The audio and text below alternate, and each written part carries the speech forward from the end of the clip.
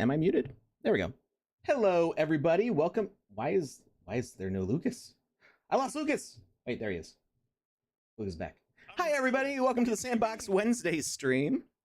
I'm Alex Flores, aka Kamisazi, joined here by the now visible Lucas is right. How you doing, Lucas? Alex, Hmm. it has been a week. It has been a week. I'm tired, but I'm excited to be here. There's just so much going on. I feel like I'm constantly like driving a motorcycle through a hurricane. But you're sunburned. Why are you sunburned, Alex? What's going on? Well, so I didn't stream on Saturday because I pulled my back Did on. you take a trip to the sun? Yeah, that's how I pulled my back. Not why I'm Tell me sunburned about it. though. No, I was. It was first thing in the morning. I had done my morning leg exercises that help with my arthritic knee. And I tried doing some other things, maybe didn't do them properly. Um, and this is first thing in the morning, haven't eaten breakfast, haven't done anything really, just getting the day started Thursday morning. And then I bend over to pick up my wife's laundry, put it in the laundry basket. And my back just went just a little like when I went to lift the laundry. And I think I had just maybe like too aggressively done the morning workout stuff and then too rapidly tried to lift weight, which I wasn't expecting to be heavy, I guess. So I just bent from the waist and didn't use my knees at all. And my back didn't like that. So like when you're like eating like a big piece of chicken and a big hunk of the meat just like rips out. Yes. That's kind of what it felt like. That kind of like ooh. Um so yeah, it still hurts a little bit, not too much. Um and it progressively hurt more throughout the day. So come Friday night, I was like, I'm not doing my personal Final Fantasy Final Friday stream. I was in too much pain. And then Saturday still wasn't feeling like sitting on camera for 3 hours. Just wasn't feeling I it. feel like that's fair. Yeah, That's fair. yeah. So then Sunday I was feeling mostly better, and my daughter had a dance performance. The dance school goes and performs on a stage at the town fair to kind of like it helps like advertise the school to the local community. And so there's like karate schools and dance schools, and they all like, multiple ones, like ones I haven't heard of and stuff. Um, they all get up on the stage and do their stuff. So we go and cheer, and then we spend the rest of the day at the fair. So um, my daughters get the bracelet that lets them go on rides as many times as they want, and then it's just me and Many like times. me with one daughter, my wife with the other daughter, and we just kind of like follow them around to the rides that they want to jump on. Um, and so we went on the Ferris wheel, and I did actually ride on the Ferris wheel. Uh, I don't think I rode on any other rides. Um, but I was following my daughter around for about 3 hours in the sun, blasting me from all directions. And It does that. yeah, I'm not like terribly sunburned, but I'm at the peel stage. So if you see little flakes falling off of me, that's skin. Alex That's does not have head lice. I hope Just not. in case anyone was wondering. Yeah, no, not that I know That. of. Let's put that baby to bed right now. I've never had lice. I. You can barely hear me, Alex. Let's fix Sorry that. to interrupt you so rudely there. There you go. See, I can hear How you about nice. now, everyone? I could hear you loud and clear the whole time because of how good the headphones are. But yeah, you were quiet. So Much better, they say. no head lice, just dead burned skin falling off of my face. Nice. Don't you go committing no crimes and leaving extra evidence for them. That's what I hear you saying right now. It's been a while since I have seen a scream. I don't know what that means. Extreme Arcader, what do you mean by seen a scream? Seen a stream? Seen a stream? Is that what you mean? No, they mean a good scream. Like they haven't scared anyone in a while. They're working up. Okay. They're saving up the jump scares. They're lulling everyone around them into a false sense of security. Okay. And now that people are starting to relax, bam! They're gonna scare them all. It's gonna be wonderful. Hey Nazman, hey Hoddle Hill, Play Game for Fun, Garnikin, VVox. Who else is here? Pepe Sandrush, Extreme Arcader, Turnsy. Welcome everybody to the stream. I hope you are all doing well this Wednesday.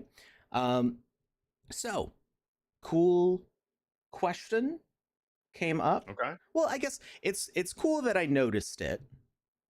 It's not so cool that it was asked, because I feel like the fact that it was asked means we're not doing enough to make sure people know what's going on. So somebody asked on the Sandbox Discord,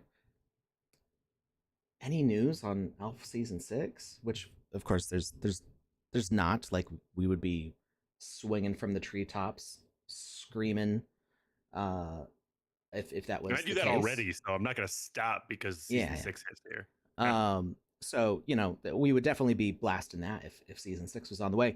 It's on the way, but it's not announced yet when it starts.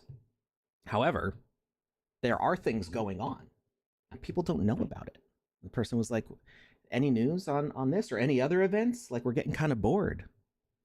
That was literally in their question. Like, we're getting kind of bored. And I'm like, I've got events for you. So currently, and we already played the other event. Let's see, experiences. The thing is, on the Sandbox dashboard, they don't show up as events. Like, they're not, like, we got these things going on, but those don't show up. But what we can do is we can feature the experiences, and hopefully you notice that there's stuff going on. So we played Whack-A-Doge last Wednesday. Mm-hmm. And you can see that right here we got nice bright, nice like yellow to aqua. I like this. This is a nice summer color vibe going on here. They've got the event going on for this, which I believe the last day is tomorrow, I think. Oh, wait, 10 days of prizes. So actually, there's still a couple more days till the 29th. I got my dates wrong. So there's still daily prizes going on for that. And so I shared that to them, going like, hey, this event is live right now. And then another event started today, which we're going to play. And this is Project Nebula in Ethverse. And I need to cough really badly. Sorry about that.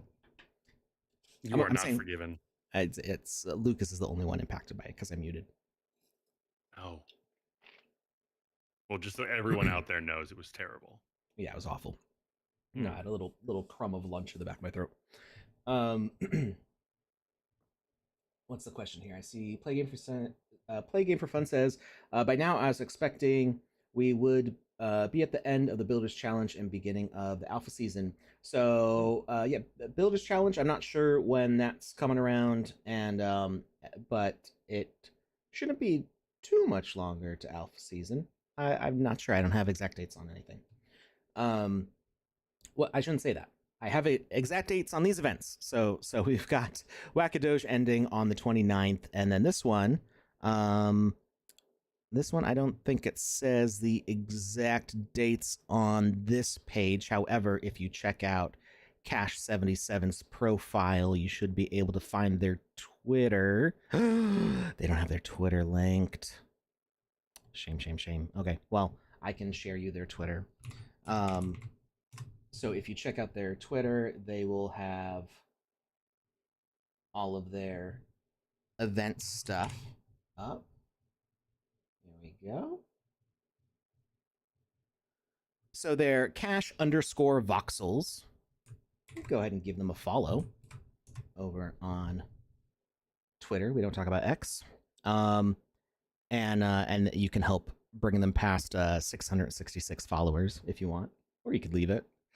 So they've got nothing nefarious going on. So they've got the Project Nebula in Ethverse going on. They've got a Discord link in their bio, which is right up here. And you can find out what's going on with that event. There's a 5,000 sand prize pool for this event. Let's see if we can find more info here. So the total prize pool is 5,000 sand. There's daily sand rewards up for grabs.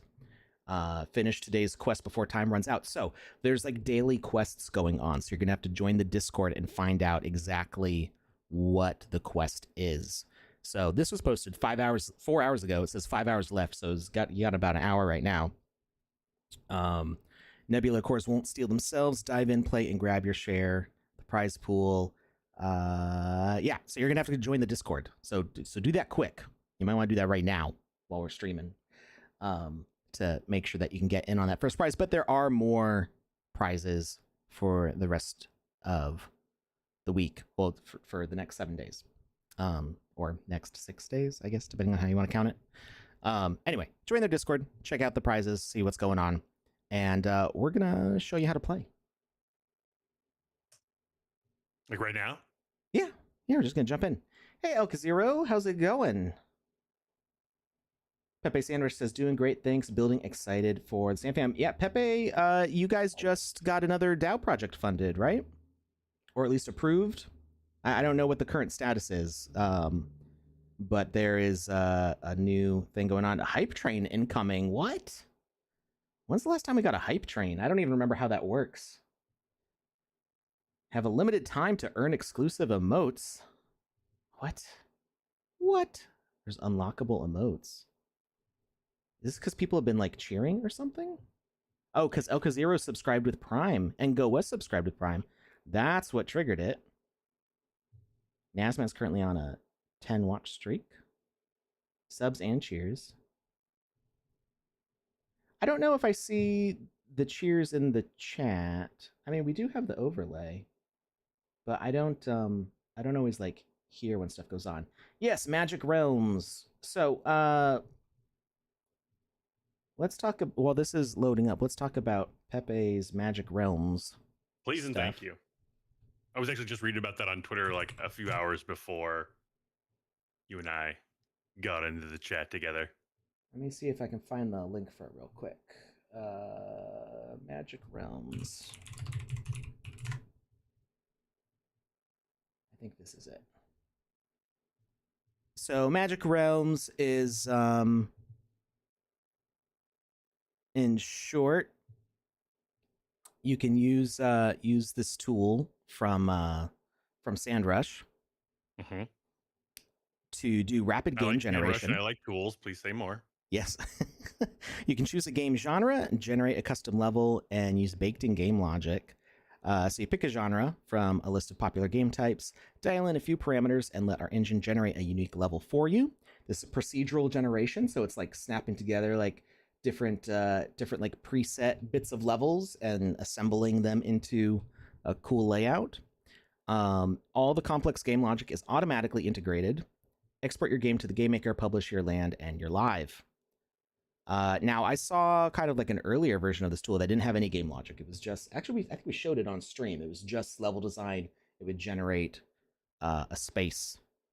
Kind of like if you think of in Minecraft, the way you encounter mines or villages in Minecraft. They're like all these little prefab sections that get smashed together and make a cool space. But this one is going to include game logic with all of it. So definitely check out the link, see what's going on here. It is already approved by the DAO, so that's very exciting. And this, I think, will help a lot of landowners who just kind of go, they look at the game maker, go, it will help them to just be able to publish something and be like, here, run around, here's a space. Sure. Yeah, exactly. Which you can already do with the templates, but you know these will all be unique ultimately because of the way they're generated. Every single one is going to have a variation to it. So, what I will say, if you go to play this game, I do recommend lowering your video settings a little bit. So I usually have mine on ultra. I'm going to go on like mid. Don't go on low, because low actually is like too low, and you're gonna have a hard time seeing the little points that you can grab.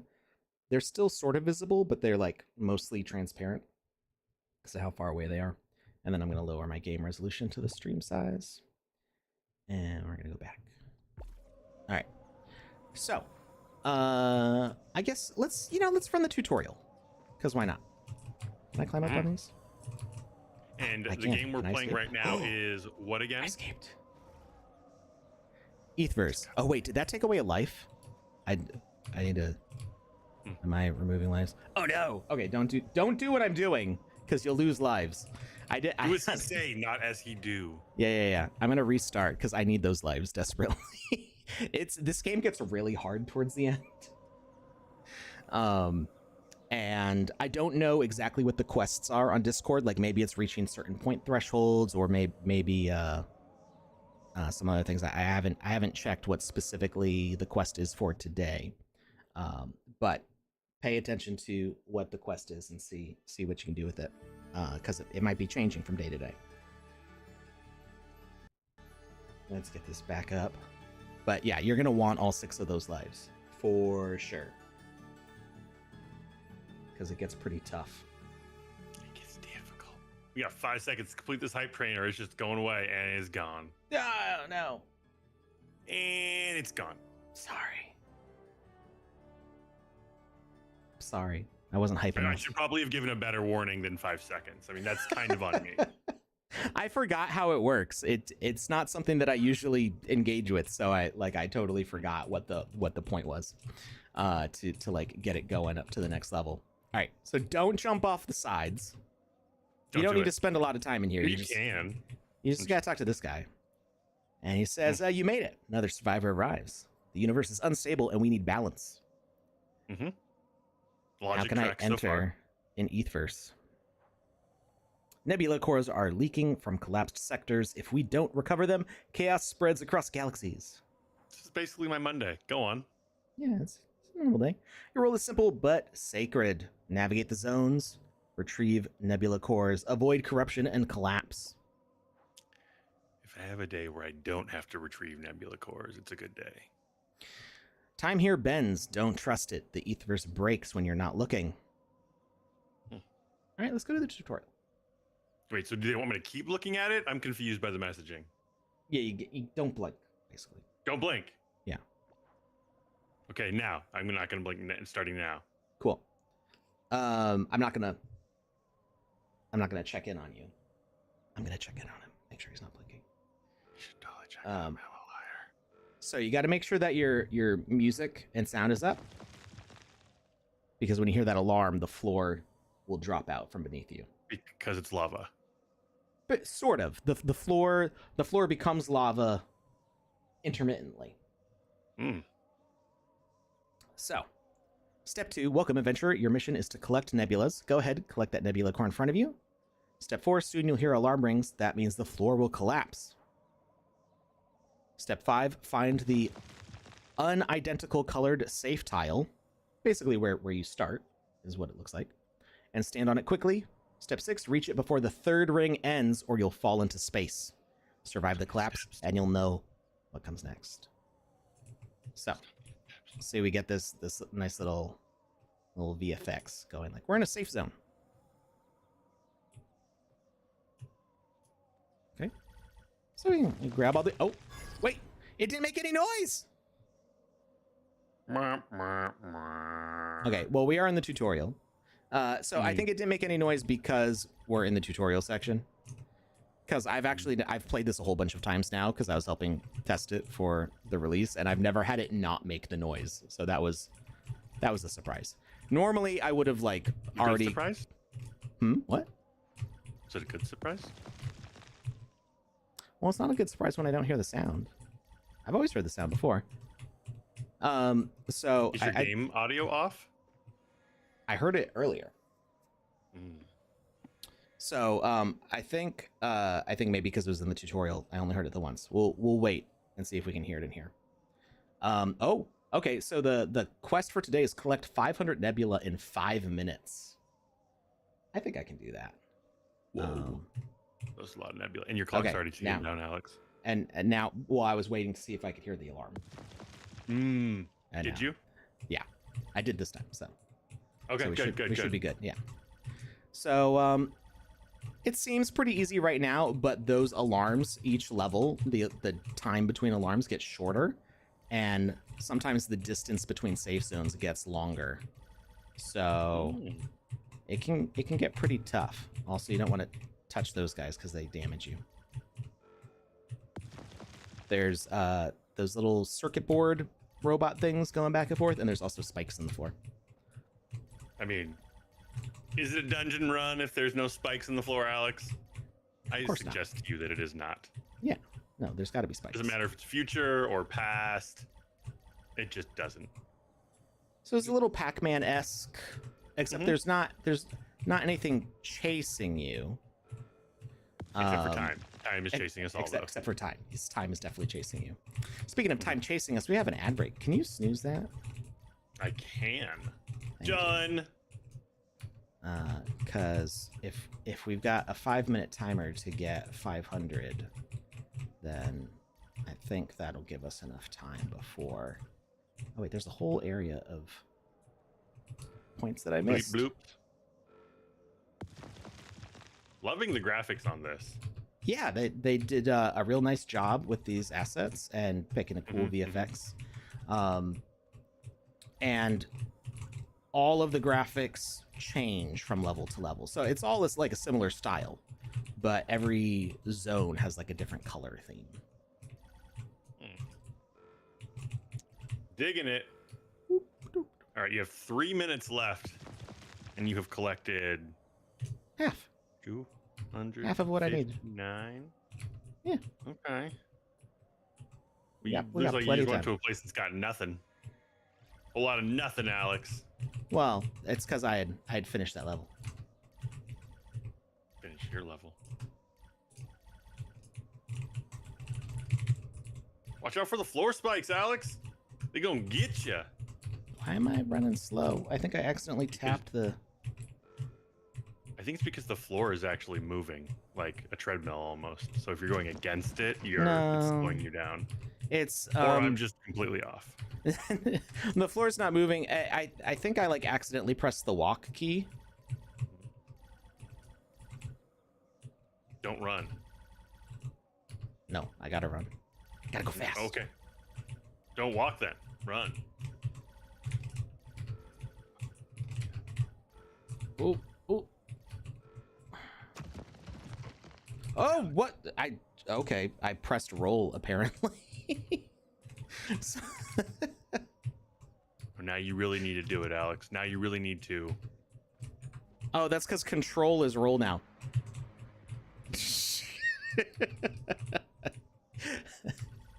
The new controls for 0.12 are messing with me. Oh no. We only need 90 more in 1 minute. We can do that. Yeah. If it controls don't mess you up again. Well, I was expecting control to make me crouch, I think. Although it's always been C, give you more control. hasn't it? Where's the exit? I need a place with more points. I need more points.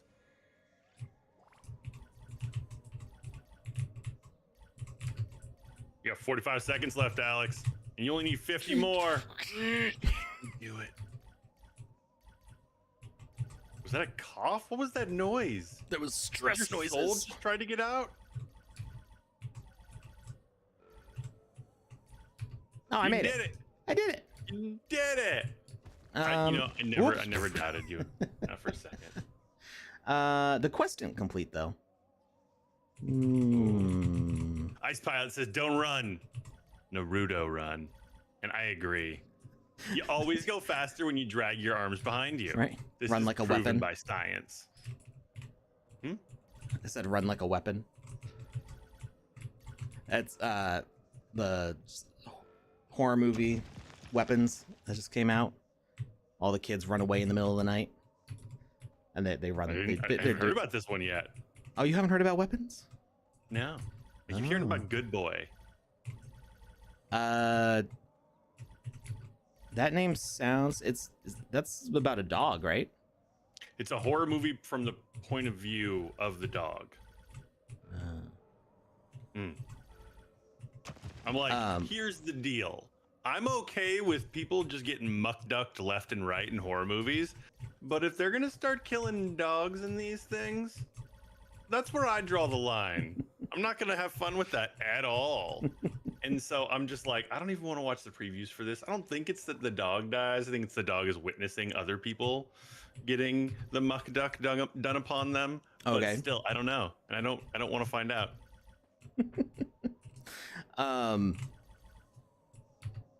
So Weapons is by one of the guys from the Whitest Kids You Know show, comedy sketch show. Okay. No, I thought I pressed jump. I guess not. He made a movie a couple years ago called Barbarian, which is one of my favorite horror movies.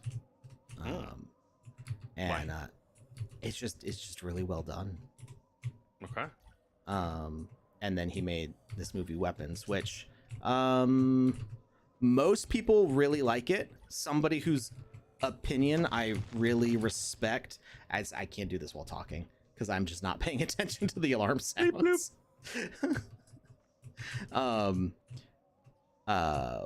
Somebody whose opinion, an artist whose opinion I really respect on horror movies. We agree on a lot of stuff with horror movies, and he was like, I don't know about Weapons.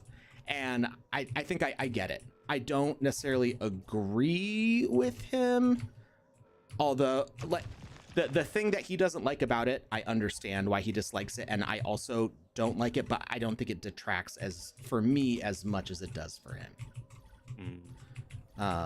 And it's kind of like the last third of the movie or so, kind of all the mysteries are revealed, so you kind of, I keep on hitting the walk key for some reason.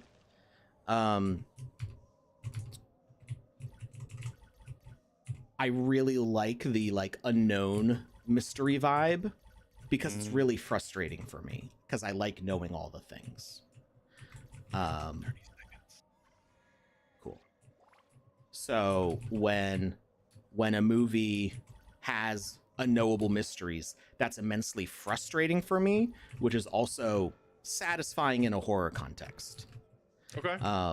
But because the movie kind of tips its whole hand as to what's going on, the last part of it is not quite as horror oriented, but still thriller. Yeah, but I still thought it was a very entertaining movie. Pretty shocking at some points, which is important for a horror movie. Anyway, we got an ad break. We'll be right back. It's already over. What?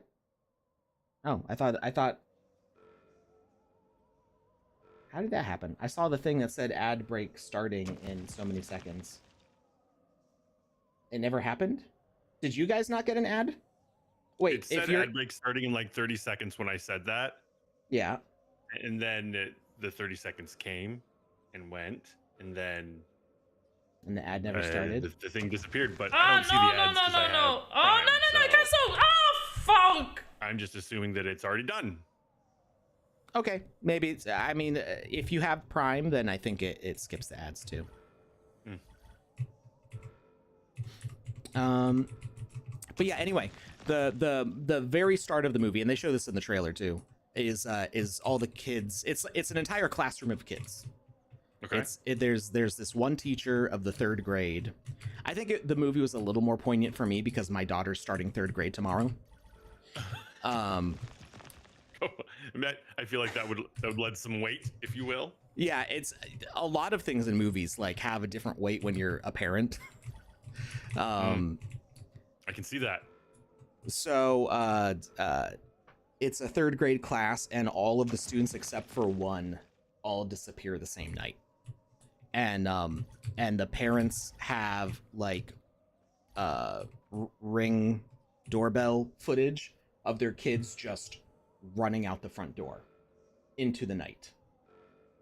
Oh wow! All at the same time. I think it was at 2:17 in the morning.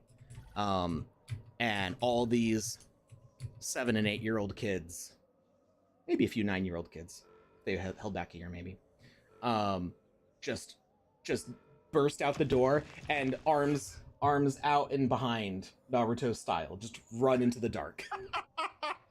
Really? Yes, absolutely. So like we're gonna take this very dramatic moment. We're gonna add an anime run to it. Got it. It's I don't think it was, knowing that it's the guy from The Whitest Kids You Know. Maybe that was intentional to be the Naruto run, but I think it's also just that kind of run is like a very off balance forwards run. That's why it's the ninja run, because you can't stop once you start running like that, because you'll just face plant. So if you don't keep on moving your feet in front of you, your whole balance is forwards and you just go. It's very difficult to stop running once you start running like that. And so I think the idea is just like this reckless abandon running forwards. But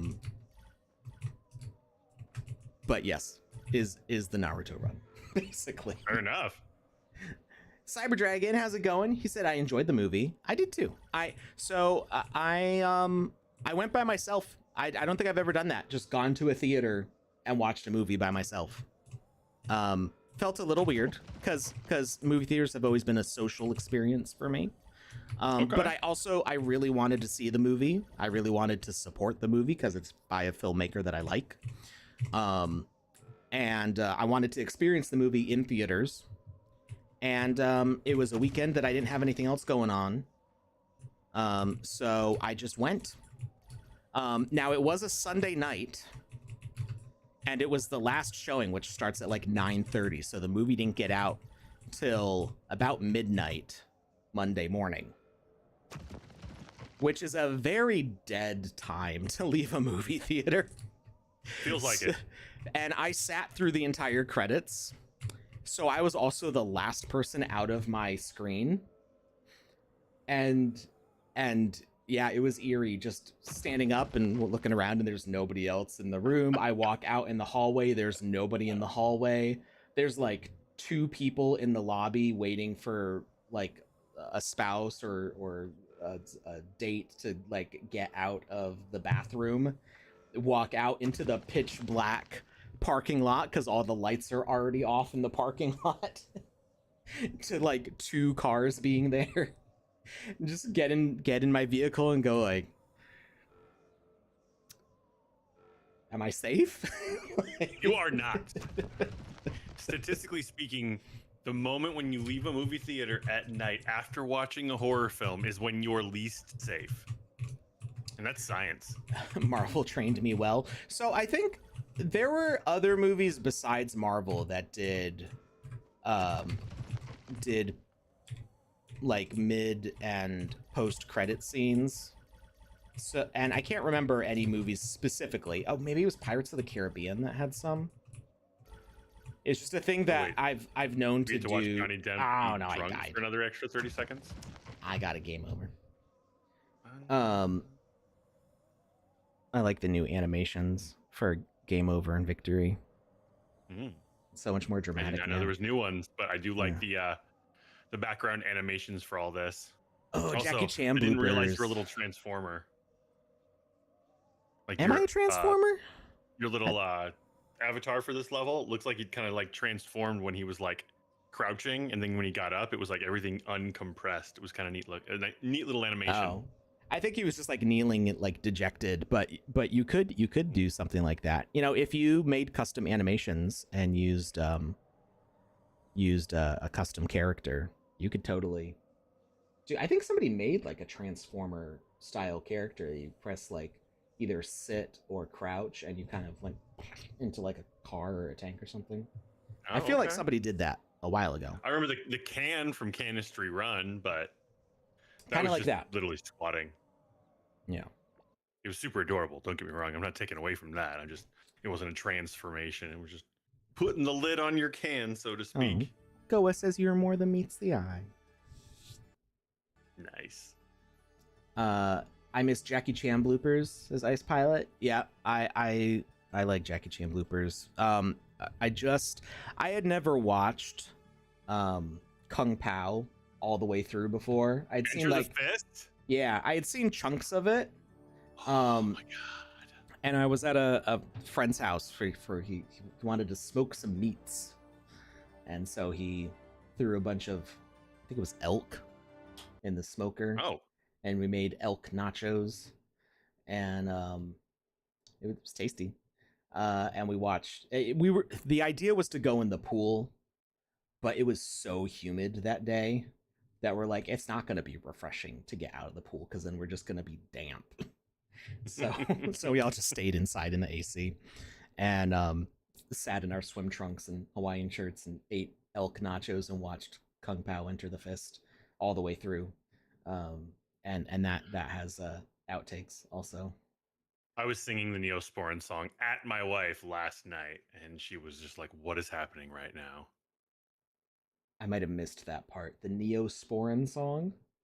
He says Neosporin in like a sing-songy way. He's like Neo, da da da da da, Sporin, da da da da da da. Is this Betty? That's it. I don't remember which character it was, okay. But I just, for some reason, that part stuck in my brain. And all these years later, when I see a thing in Neosporin, it just crops up, unbidden. But I mean, I love it. She is very confused by it because she's never seen the movie, so there's no context for it. She's like, "Why does he always sing about Neosporin?" And it's this terrible song. Like, what? He just says the word Neosporin a couple times, and then just goes on with his day like nothing happened. One of the friends that was had come over for this event. He brought his wife, and his wife is in our group of friends. Like, we've all been friends since college before any of us got married. And so she was also in the group of friends, but she had not seen any of Kung Pao before. She had no idea it existed. And this was like a formative, essential viewing for her husband. That this is something he references on a weekly basis. Like, he just goes wee wee wee, just like randomly at times. And she had no idea what any of it was about, and now she knows, and I think they're getting divorced. So, they're not. She's fine. She survived it. No. Okay, are these things? Okay, gotcha. No, she's maybe just a little disappointed. No, they're great. I love them both, but it was a good time. It was a good time. I had never seen the punch to the gut that just leaves a hole in the guy. Perfect hole. And it's just like a Jello cube on the ground. There's no bones. There's no organs. It's just a blob of meat. Smoked meat cube. That was his stomach, or his chest, actually, on the ground. Doesn't it wiggle a little bit? Yeah, and then he uses it as a weapon later. He uses it as what's it called when it's like something shooting star or meteor chain or something. The guys who swing a chain with like a blade on the end, and they like kick it, and it like that's how he uses it later on in the movie. He has his meat chunk chest attached to a chain. Oh, the game just exited on me. Also, I dropped a link for Scorpio. The Neosporin song. Oh no. In the chat. It's the clip is 20 seconds, and 10 seconds of it is lead up. And do you want me to watch this right now? I went to YouTube and I literally typed in Kung Pao, and then I put an N, and it was like Neosporin song, and I was like, YouTube knows what's up.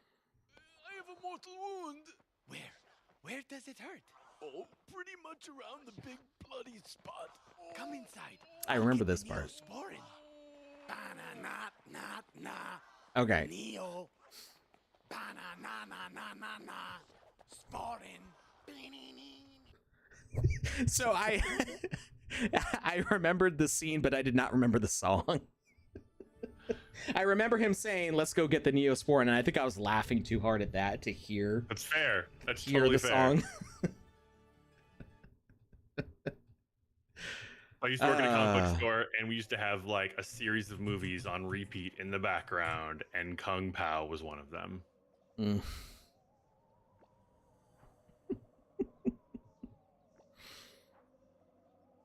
Cyber Dragon says, I've not seen this one. Well, you need to fix that. Game or movie? The answer to both is the same. You need to fix that. Oh, something killed me. Maybe it was like doubt, self-doubt. Maybe. The game was just like, I'm sensing a little hesitation on your part, so here's a death. Be more confident. So it might be, and I would check on the Discord for this, it might be that you need to complete, you might need to take a screenshot with having more than 500 nebula while that timer is still up. So just keep that in mind. Make sure to check the rules of the competition, because I have not, because I'm not competing. Cyber Dragon says, I was thinking of Kung Fu Hustle, but that's a different movie. Yes, that is a different movie, but also amazing. I would say Kung Fu Hustle is one of the most important Kung Fu movies that has ever been made.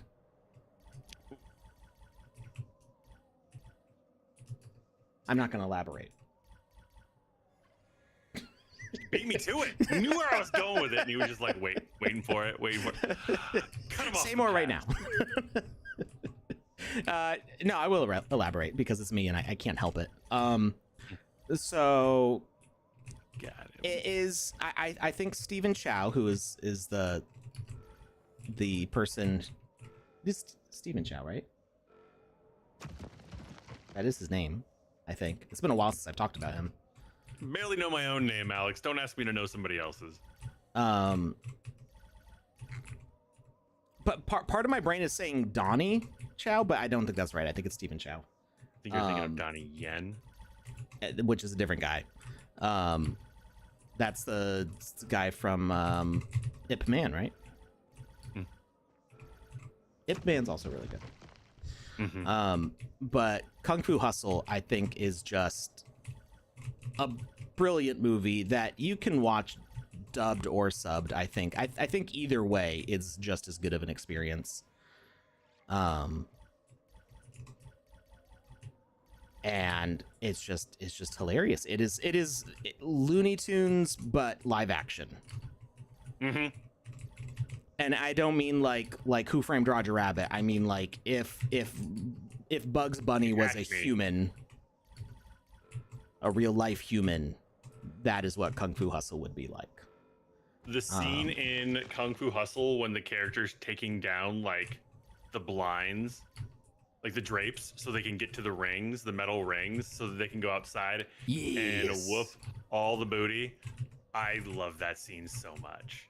Just like it's so rad. You're like, what are they doing with the drapes? This is clearly leading somewhere. Oh, it leads somewhere. All of the fight scenes are iconic in my mind. Yeah. When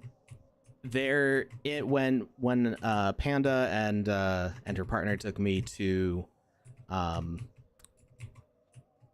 I can't remember the name of the house. The something house. It's Kung Fu House. No. Karate House. Not at all related to martial arts. Pole Vault House. Burley House. Oh, I was way off. When we went to the Burley House when I visited in England last year, there was a spot in the lawn that had a giant handprint, like imagine a hill but upside down. And an upside down hill, like a pyramid. A pyramid's a right side uphill. I know. A dip in the ground, a depression in the ground, with a giant but hill sized. A crevasse. An impact crater? Yes, but grassy. Oh, so an old impact crater. Yeah, with a handprint in the middle. and all I could think of was Kung Fu Hustle. A hump is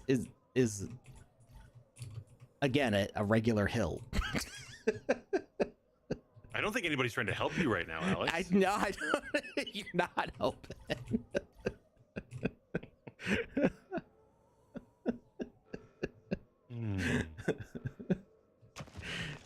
Anyway, if you've seen Kung Fu Hustle, you'll know what I'm referencing.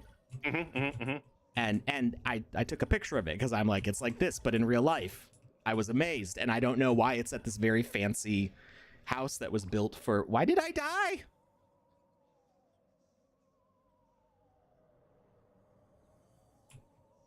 don't know why I died there. I think you were moving when you hit like the exit pad, and maybe I fell. Continued moving forward, and fell then off the when edge.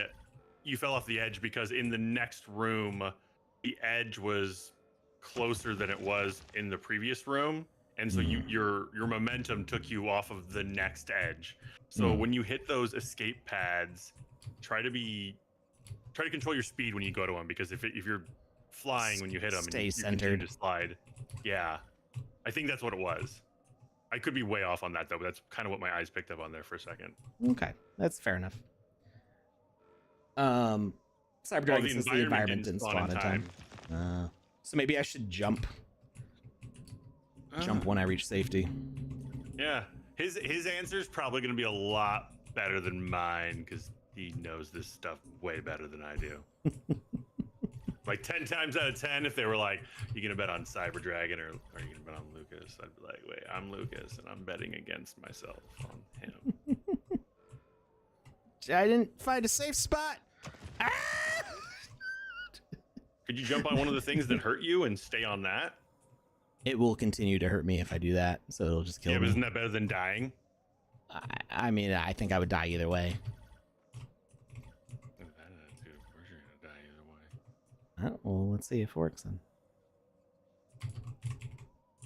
No, there's no collision. They just go right through me. I was talking about the spiked strips on the floor. Those don't have collision either. You just run right through them. I only jump over them because that's how you prevent them from hurting you. Yeah. So wait, if you run over it and stand on top of it, you fall through? Oh no, okay, I get it. They're over the actual floor itself. Yeah. Yeah, I don't think. So since there's no collision on those, then yeah. Right, you just. Yep.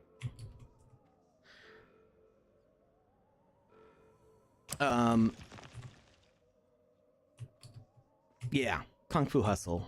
Great movie. Oh, so good. Oh, good. I haven't watched that in years. I would say Kung Fu Hustle, The Legend of Drunken Master. I was just about to say that. Oh my god, I feel so close to you right now. The second one. The first one is not as good. Like, the storytelling's not there. It is my favorite Kung Fu movie. The Hands Legend down. of Drunken Master. Yeah. Yeah. Just Drunken Master's, like, it's okay, but it's not to the caliber of In no way, shape, or form is it even close. Yeah.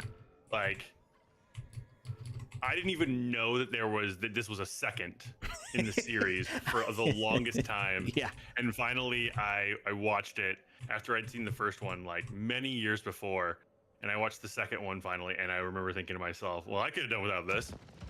Well, the Drunken Master's the first one, and the Legend of Drunken Master's the sequel, the better one. Okay. All right. I think I heard you backwards. I'm agreeing with you. Okay, gotcha. Yeah.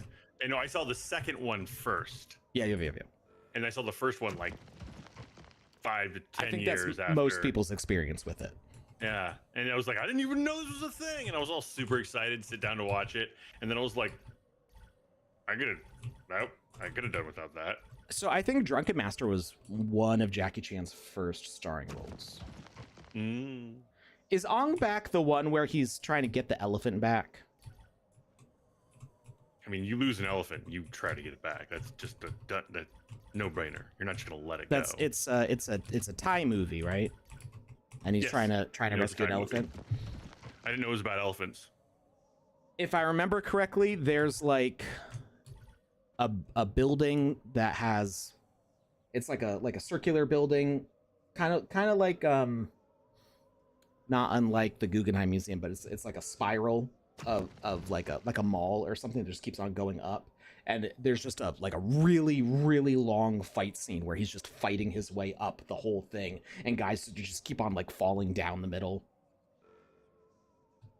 If I'm thinking of the right movie, I think there was that scene, and then there's a big fight scene on like scaffolding, like bamboo scaffolding, that's all like collapsing during the whole fight.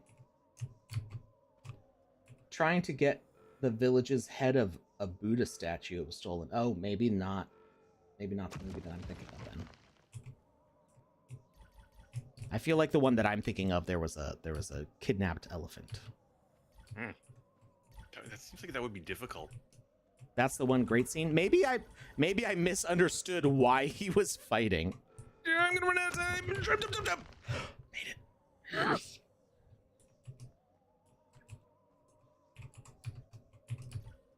I got 1 life left. Or I'm on my last life. I think I'm on my last life. And I'm only on level 6 out of 10. Stress. I gotta make it to the end. I have done it before. Mm-hmm. These yellow bars are safe. They don't disappear. Of course they are. But yeah, Kung Fu Hustle, Shaolin Soccer, Legend of Drunken Master, all classics. But like Shaolin Soccer was a really big one for a long time. The Legend of Drunken Master is definitely in a different. I would categorize it differently. It's more traditional kung fu movie, because all the stuff that I have to look it up. I think it's Donnie Chen. Hey, Alex. Kung Fu Hustle. What's up? We doing a giveaway today? Yeah, we're doing a giveaway today. What are we giving away? What do you want to give away? I don't know. The same thing we give away every day. Orange hat? Sure. Or do you want to give away a different color hat?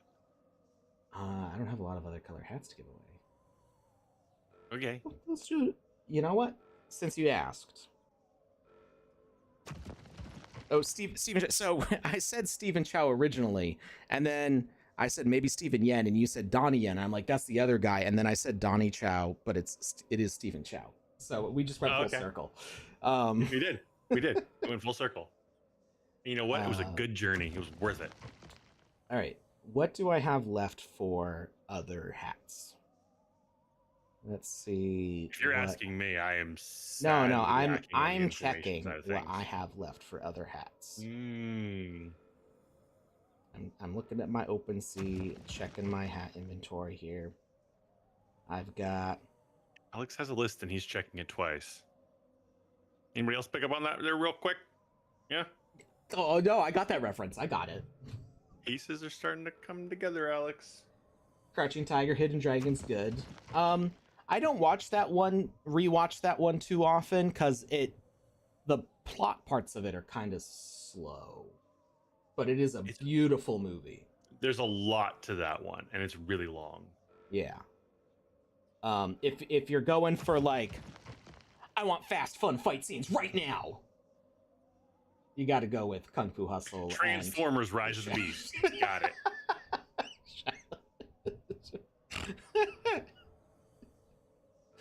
Sure. I actually really enjoyed that one. I'm not gonna lie. I am not a huge Pete Davidson fan. He's just not my cup of tea, and I thought he did a wonderful job in that one. I thought his character was is he hysterical. Is that the one with the Beast Machines or Beast Wars characters? Well, and he's like the boyfriend.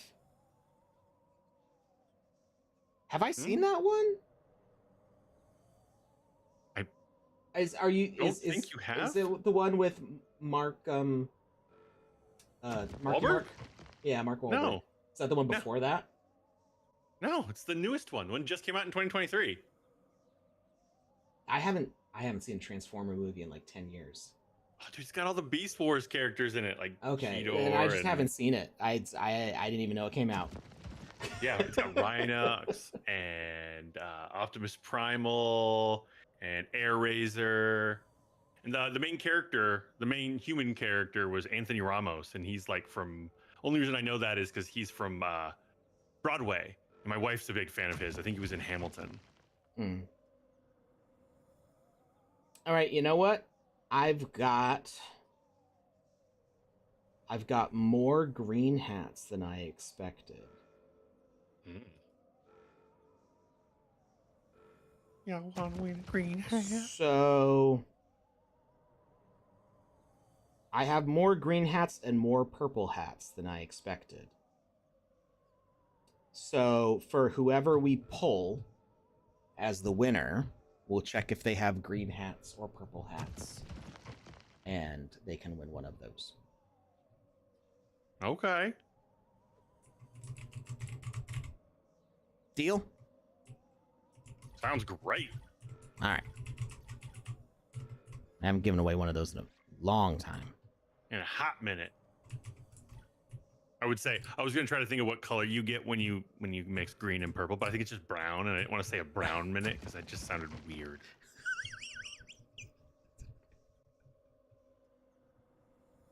That's when you need to take a break.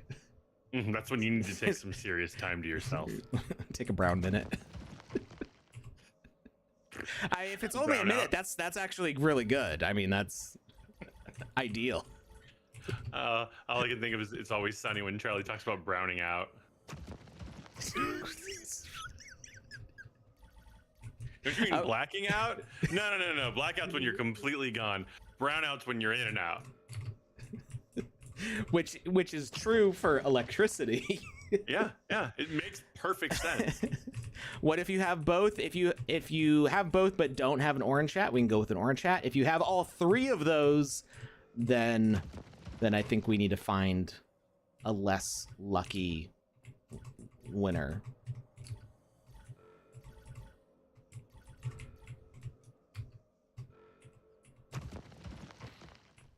Oh, why did I run out? I thought the floor was gonna pop back sooner.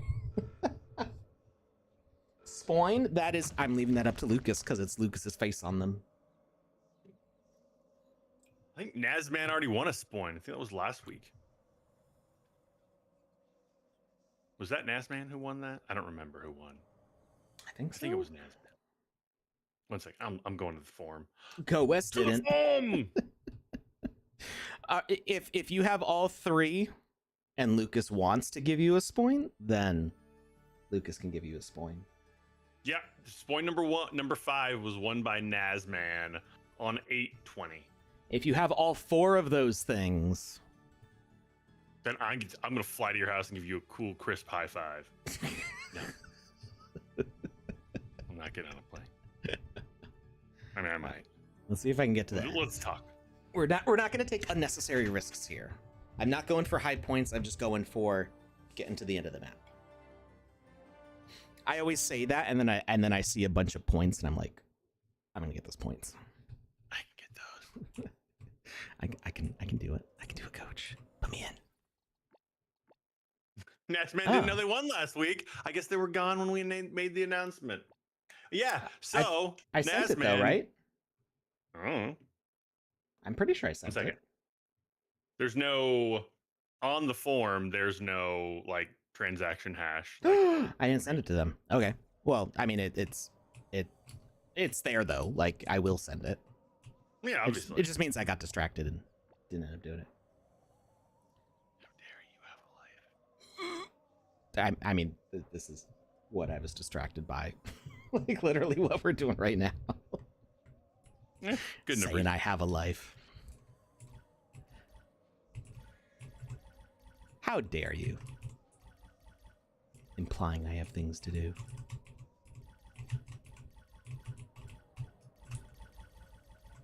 That's a dead end.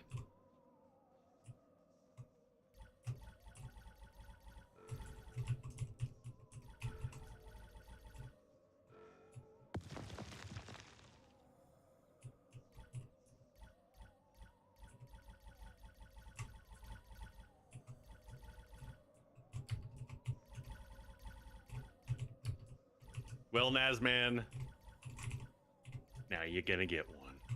Whether you want it or not, it's headed your way. I mean, I guess you could dump it out of your wallet once you get it, but based off of your previous comments, I don't think that's what you're heading towards.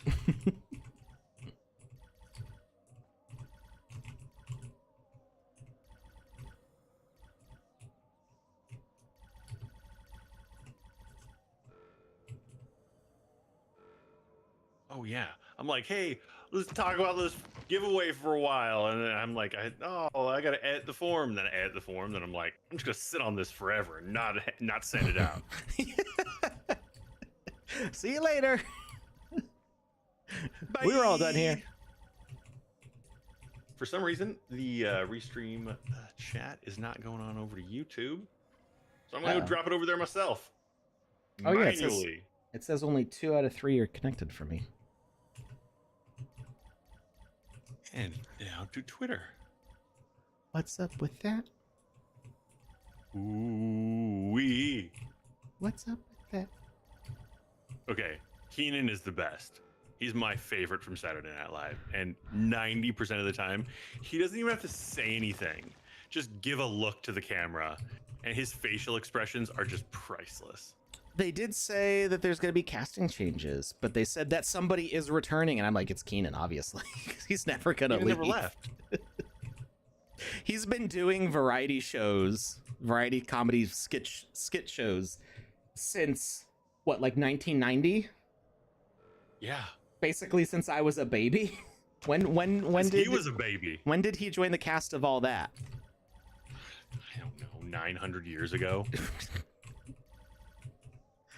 Like, I feel like SNL is just in his pocket. That's his zone. Oh, I took too much damage. My favorite part of that sketch, though, is I can't remember his name, but the guy in the jumpsuit or the tracksuit. Jason Sudeikis. Yes, Jason Sudeikis is just him jumping in from I think he was on the second tier of seats in the audience because he came flying in from really high when he jumped in to start doing his walking man shuffle, whatever he does in there. He just, I mean, either that or they had one of those like stuntman like jump pads that just launches you in the air. Or he's just got knees of steel. He was flying. Like, it was astounding to see him jump in there like that. And this was, I mean, Jason Sudeikis like 10 years ago? Pretty astounding. That's a pretty old sketch now. But it's still going, though. It's the thing. Goa says, never mind. I have Wizzy the Green, not his hat. Well, you could potentially win the hat.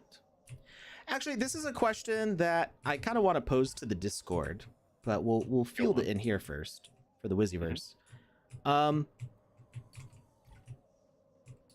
I would like to give people who have hats the opportunity for their Wizzy to wear the hats. Now, darn it, I forgot to jump. Sometimes that I do already have planned that there are wizards who will just not have a hat. Probably close to about half of them just not having a hat, which gives the opportunity for all these hat holders to mix and match. So maybe you'll have like an orange wizard and you can give them a blue hat, or maybe you'll have a red wizard and you can give them a silver hat, or, you know, whatever combination you want. Okay. So the thought is, the idea in my mind, I'm not sure how possible it is. What if the way you can have I can't remember what they're called now. Maybe I can find them in my inventory here. Avatars. What? Helmet? Oh, can't change your avatars in experience. Can't look at it. The ones that change the avatars that change what they look like with the time of day. And I can't remember what they're called right now. And I can't. Agoria. Yes, the Agorians. So what? Did you hear that? I mean, I know you didn't hear that, but did you hear that? I heard nothing. When you have the menu up, the sound is like it sounds like it's coming from another room.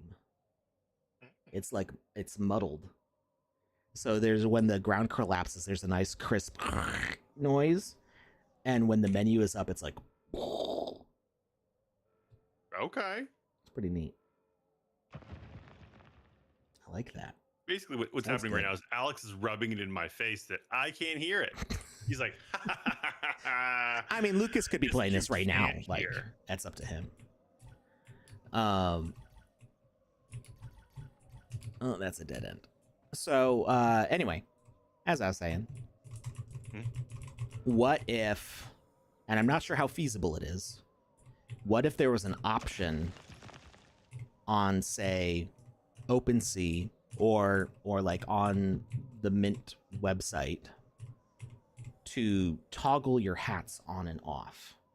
So maybe everybody gets hats as part of the outfit, but then you have the option to disable the hat. Ooh.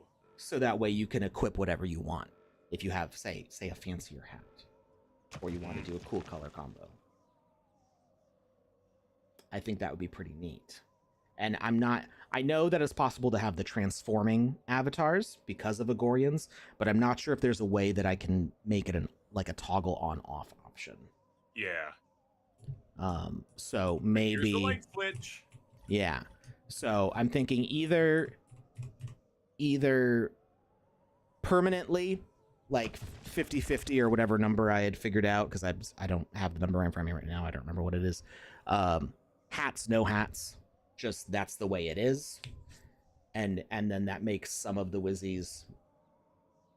Maybe you value the fact that they don't have a hat more, or maybe you value the fact that they come with a hat more. That's up to you. You know what you want to value them at.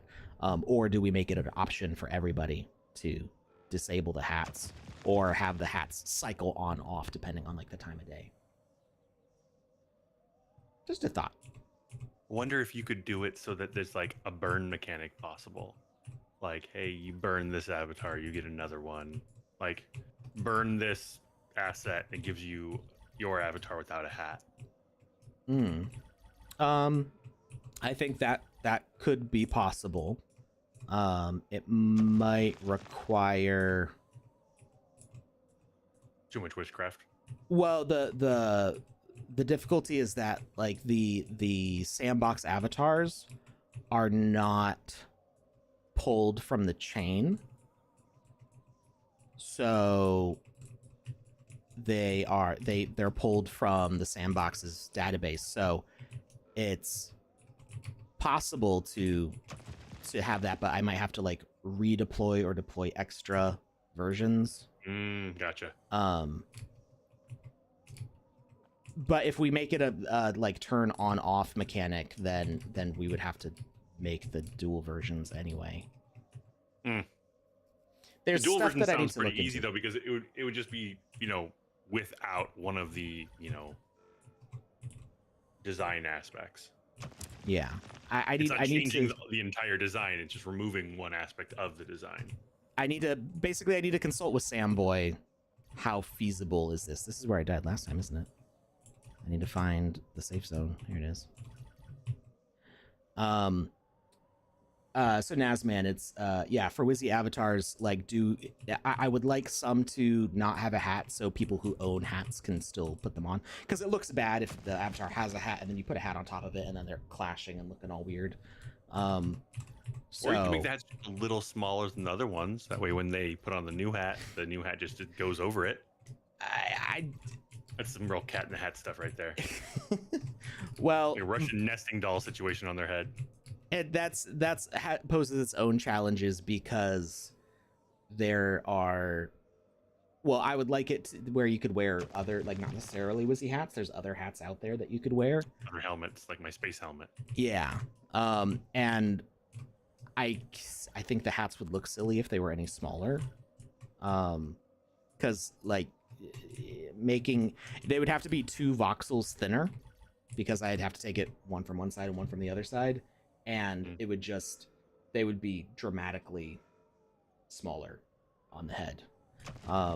Like, I think it would be noticeable.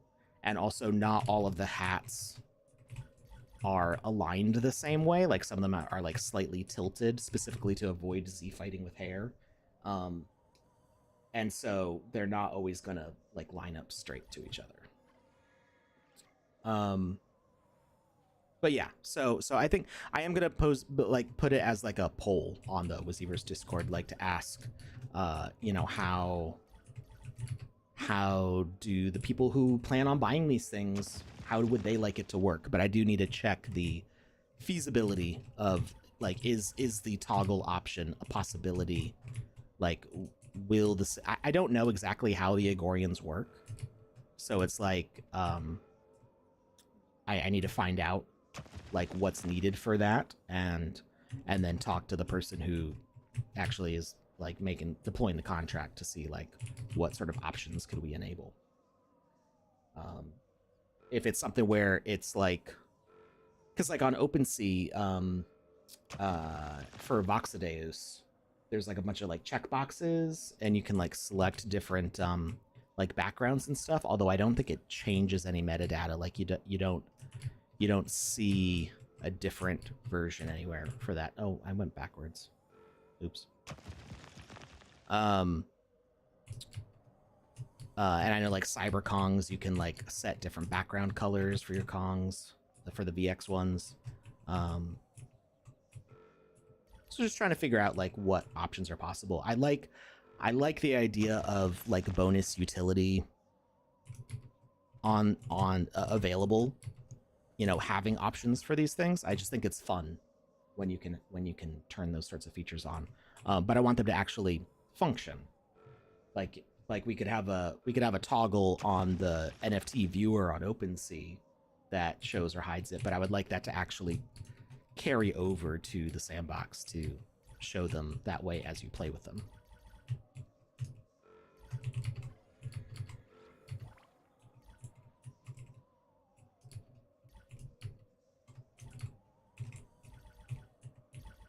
All right, we still got 4 lives left, and we're on level 6. And we're in danger. Okay.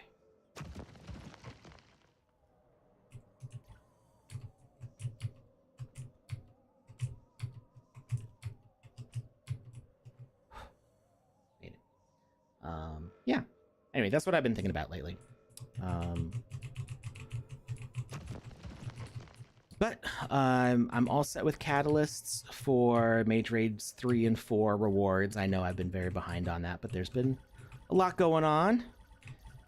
So I should be able to get those minted either this week or next week. I mentioned this earlier for those who were here. I didn't quite get it.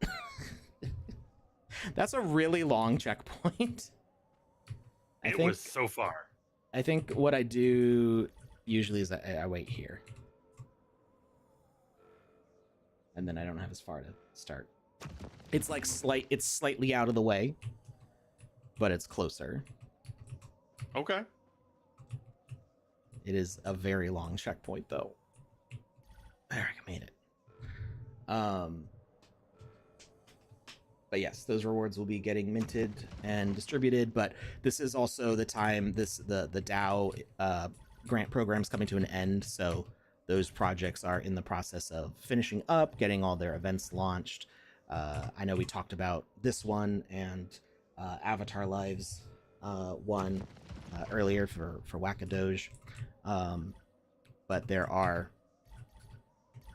like 8 more events starting, including some that will be multi-month events. Oh wow.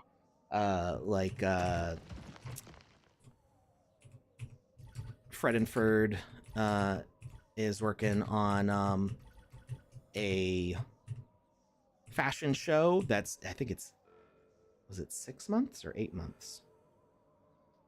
Like an event each month, like planned out for many months. So that's going to be really exciting to see. Touche and Woke Zombie are working on Fun Guy Season 2. We just did some of the level testing for that yesterday with the council, doing some multiplayer tests. That's going to have multiple experiences, all sorts of events. I'm actually trying to see if we can get that as an actual event with like EP on the sandbox, and see how to distribute those rewards, but I'm not sure if it will be possible or not. We'll see.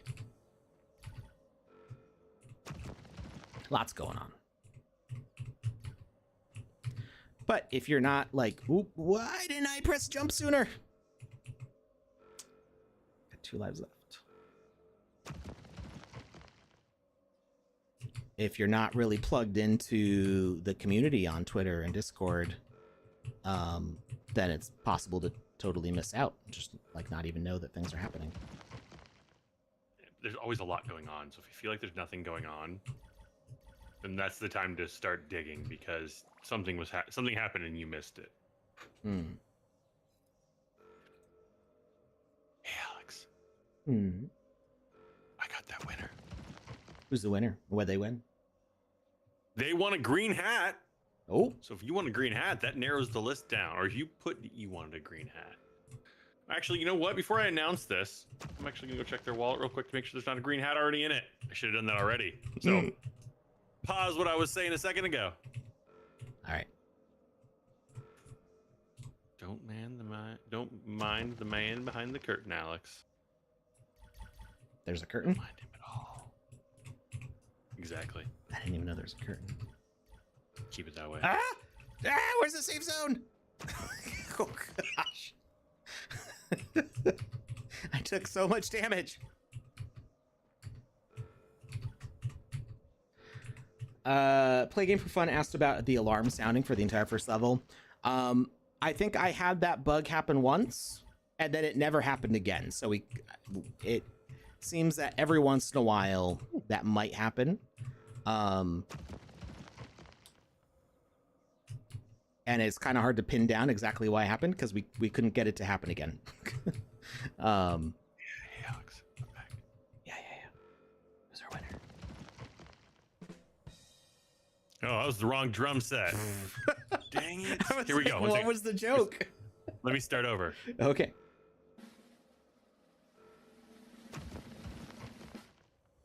Okay, congratulations goes out to Ardox Obeys. You have won yourself Wizzy's lucky green cap? Hat? What's another word for hat, Alex?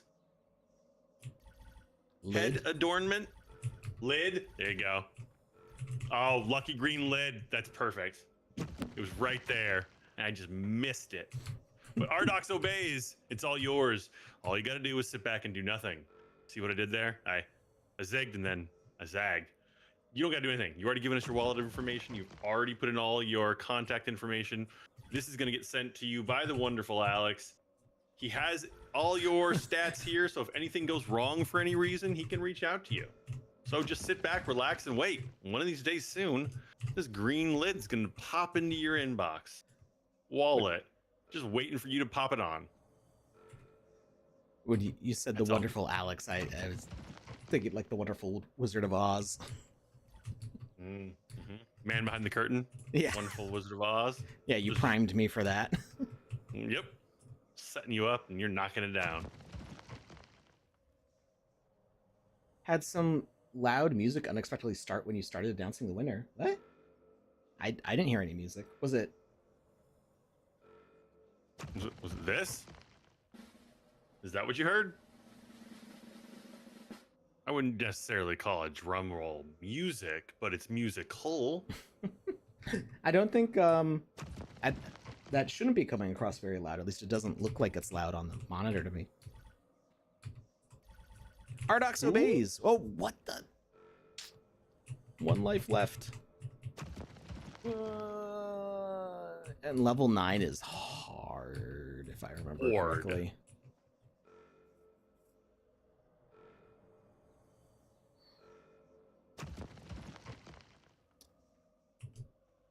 Yeah, for the most part, the sound effects have been very consistent in this game for me, but there was the occasional bug.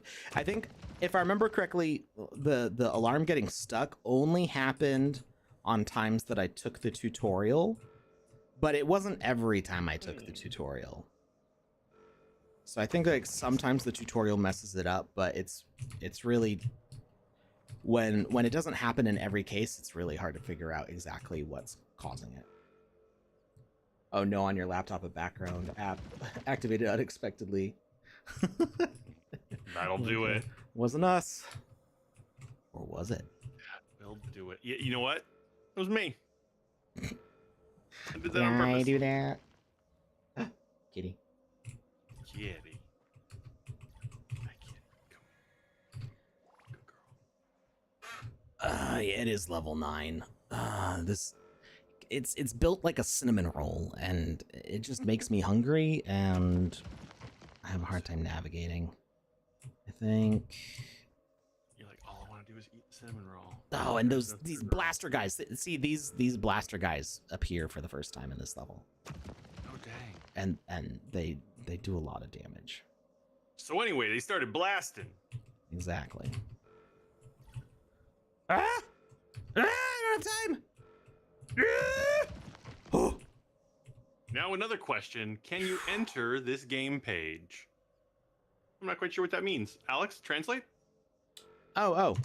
Send the game page. Yeah. Oh, the URL. Yeah. We can do that. Yes, we can. We would love to do that, actually.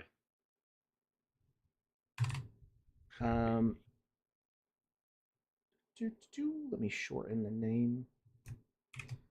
And... truncate that link, yo. Ooh, sneezy. And it's still not going to YouTube. Don't know why. I'll drop it on over to YouTube. Thank you. Got it, coach. You can also, it's also on the new experiences. So if you just click experiences and go to just launched. Oh, well, I guess some other stuff launched more recently. Also, we've been getting comments over on YouTube that are not coming through. I thought we weren't being able to send. I thought that YouTube was kind of quiet. It is. We have Not Jackie Chan and Coyote Jester over there chatting away. And sorry, guys. I have been very rudely ignoring them. So I'm going to go through those right now. I'm not seeing it. It was on new this morning, and I'm not seeing it now. It might be getting featured. Wackadoge is featured right now. So I don't see it one featured thing real quick. Actually, when you're ready for a question, let me know. Mm-hmm. Yeah, go ahead. So Coyote Jester says, howdy, gents. Thanks for the informative dive into the hash and security systems on a previous stream. Mm-hmm. This game has a game code. Any idea how that's generated? So I don't know exactly what their game code does here, although I think it's been K8Q every single time we've played. So I'm pretty sure what that is actually for is to confirm the day. So if you send a screenshot, it means that your screenshot was from today's event. Okay. Because they're doing unique daily events. So you think that a game code is updating itself every day when their server says it's a new day? There's no feature for that in the sandbox. It just means that they're republishing their game daily with a new code on it. So that way, when you submit your screenshot, they know that it was from Wednesday after the new versus version was Thursday. Uploaded. Yeah. Ooh, a lot of work on their part. I mean, honestly, in the sandbox, it's really easy compared to other game platforms because I don't know what it's like for like Roblox and Fortnite and stuff, but I know if you try to republish a game on Steam, you have to go through their hoops and approvals and stuff to release a new build. Whereas in the sandbox, all you have to do is open up your game maker, go to this variable, edit it to whatever new code you want, hit save, and hit republish. And that's get to clicking. You can out of the 5 minutes it would take, about 4 minutes of those would be loading, and everything. Like it's honestly very easy. So yeah, this game, it was on the new list, but I think a bunch of new games kind of pushed it out. I did request that it get featured, so that might be in the featured list tomorrow. We'll see how quickly that email gets seen. Also, we've got an ad starting in about a minute. All right, well, let's jump to that ad. And Lucas, you want to stick around for another 15 minutes, or are you? Yes, I do. Okay, all right. Lucas will be back with us in just a minute. All right. We'll see if I can make it through level 9 and 10 without dying here. I believe in you,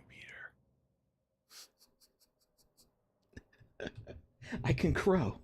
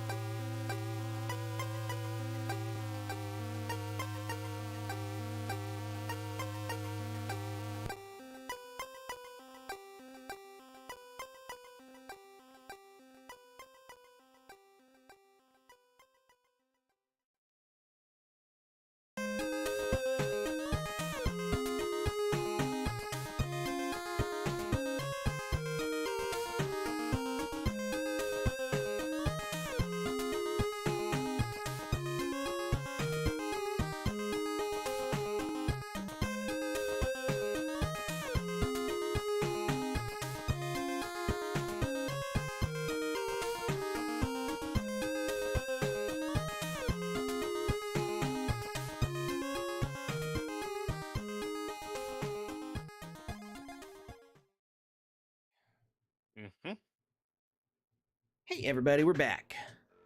So Play Game for Fun, you were saying that you couldn't load the page, but now it's working. It is possible that they released an update. I see the game code KA88Q, so maybe if we launch the game again, we'll see that be something different. I don't know.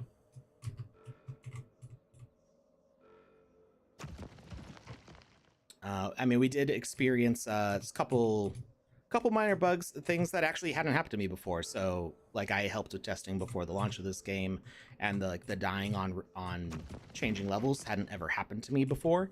But also I had never streamed this before, so maybe there's some additional like gameplay lag caused by my graphics processor having to stream the game as well as playing it that are causing issues.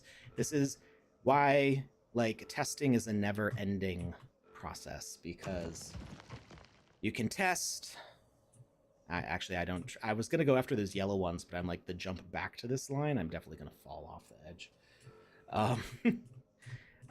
You can test and test and test, and then when somebody else goes and plays, they'll do something that you never tested for. Mm-hmm. Game code is different now. AKL47. Oh, actually, I know why that is. It's because it's a new day for the person who made this game. The Cash Voxel who made this game is in India, and it's probably past midnight for them now. So this is technically day 2 of the game being up. So this is important because if I was to take a screenshot of this and submit it for their thing, then they would know that I was playing this version of the game versus the new one that's up now. And when we first started the stream, I did note that their tweet was from 4 hours ago and said 5 hours left to join this event. When they say this event, they meant that day of the event? Yeah. Okay. Because it was the first day of a 7-day event. So, yeah, each day there's a new quest. So there's something different about the game now. Safe zone. Stress. This is when it starts getting really stressful. This guy. I hate this guy. This guy up. I can't angle my finger right. That guy. Up there. That guy. I hate him. The pew pew guy. I hate that guy. Because I have to run down that hallway and it's not going to be good. I'm going to definitely die there. You can't jump over the bullets? You might be able to jump over them, but it's tough. What about catching the bullets like a real kung fu master would? I would trust my ability to do that in real life better. Impressive. I like the confidence, even if it is wildly misplaced. I appreciate that. Interesting strategy, Cotton. Let's see if it works out. I say that all the time, too. I say that all the time. People are like, who is this Cotton he keeps talking to? Oh my gosh! That's the first time I've ever gotten past that guy on the first try. Boom, done. It's literally never happened before, and I think it was the crown right now. It was all because of my lack of self-confidence. I died on the respawn.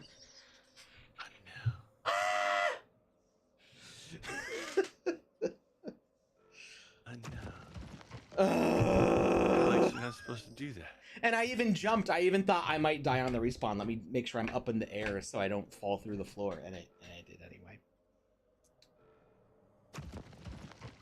Like I said, this wasn't a problem when I was testing it last week. So. Uh-oh. He's crying. He is crying because you made him sad. Hey, Cash Voxel. And we found a new bug. For some reason, sometimes when we respawn, there's no floor, or at least this is what it seems like is happening. And it might be specifically because I'm streaming and it might be causing some lag in the game, but sometimes there's no floor when we teleport to the new spawn. So maybe the level needs to spawn and then the person needs to teleport there. I think all the maps are overlapped on each other as like a flat layer, so I don't think that would work. But maybe if during the delay for the respawn, have the floor that underneath where you get teleported to, have that appear, have that spawn pop out before the teleport happens, and maybe that will compensate for that. There's no longer a death delay involved with a teleport, is there? There's no death on the teleport. The teleport is a new feature, and you can have the teleport happen instantly, or there can be like a countdown. So if you do it with a countdown, you can say you're going to teleport in 3 seconds and put the new platform there. Okay. I think. It seems like there is a little bit of an issue, but it also seems like there are multiple ways around it. I think so. I'm also not sure. So when you teleport, I'm not sure exactly where we're teleporting. Like I don't because of the abstractness of the star background. I'm not sure like relative on the map where we're moving to. So I don't know if like the world's just changing around us and we're kind of staying in the same place, or if we're actually moving like a good distance to another spot. Okay, makes sense. So, but the developer would know that. I'm sure Cashvoxel knows exactly how their game is set up. So, yeah. Just some way of making sure that there's a platform underneath the player when that teleport before that teleport happens, so that way there's no way to fall into the death zone.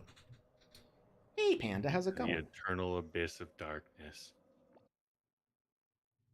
All right, we made it to level 10, but then the level killed us. So we're gonna try one more time. I think I can do Alex it. fought the law, but the law won. And that law was gravity, surprisingly enough.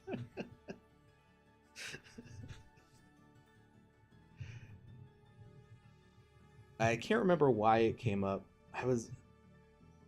My wife and I went to go see a band on Sunday night after the fair. Actually, the two bands. I can't believe you still had energy after the fair. That's wild. Barely, and only for this band because it's my favorite local band. Is it the ones with the cool shirts? No, they have shirts also, but they're not as cool. They are local to the city that we used to live in, called the Hempsteadies, and it's a bunch of guys mostly older than me by like 10 years or so, and they just play like local shows for the most part because they all have like day jobs and stuff. They're just having fun, but they're really good, and they play together really well. Like they move as a unit. Right, they really know what they're doing. They've been a band together, I think, for probably 20 plus years now,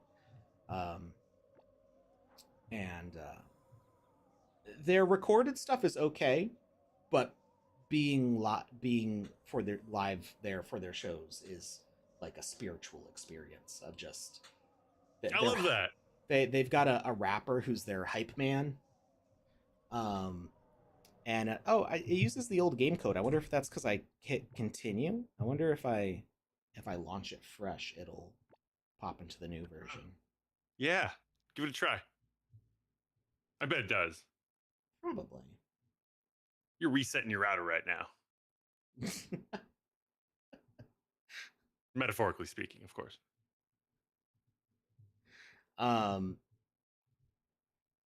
So yeah, they've got they're a ska and rocksteady band, but their hype man is just phenomenal because like he has some singing parts and some rapping parts, but most of the time he's like giving you instructions about having your hands in the air and clapping and like telling people to dance and stuff. But he's so good at it because he's so forceful. Like a lot of times that kind of stuff can come across as cheesy for me, and you know, I've got like a cheese spidey sense that like just I avoid it. I've got a very low cheese threshold, Alex. Yeah, I'm cheese intolerant when it comes to that kind of stuff, but he's not cheesy at all. He's in the moment. He's living his best life. He's having so much fun, and everybody in the audience, especially if they're fans, are having fun also. I've been to so many of their shows. He always like jumps into the crowd to say hi to me. I try to be at the front anyway because that's where I like being at a music show. But he like dove in past the first row of people to like give me a high five when we walked in because we got there in the middle of their first song. Yeah, just great experience. So that's why I was there, and the reason my wife was there is because one of the oldest ska bands in the world was playing as the headliner, and that is the wow, I just forgot the name of the band. The Scatolites. And they are none of the original band members are still playing in the band. Only one of the original band members is still alive because the band was founded in 1963.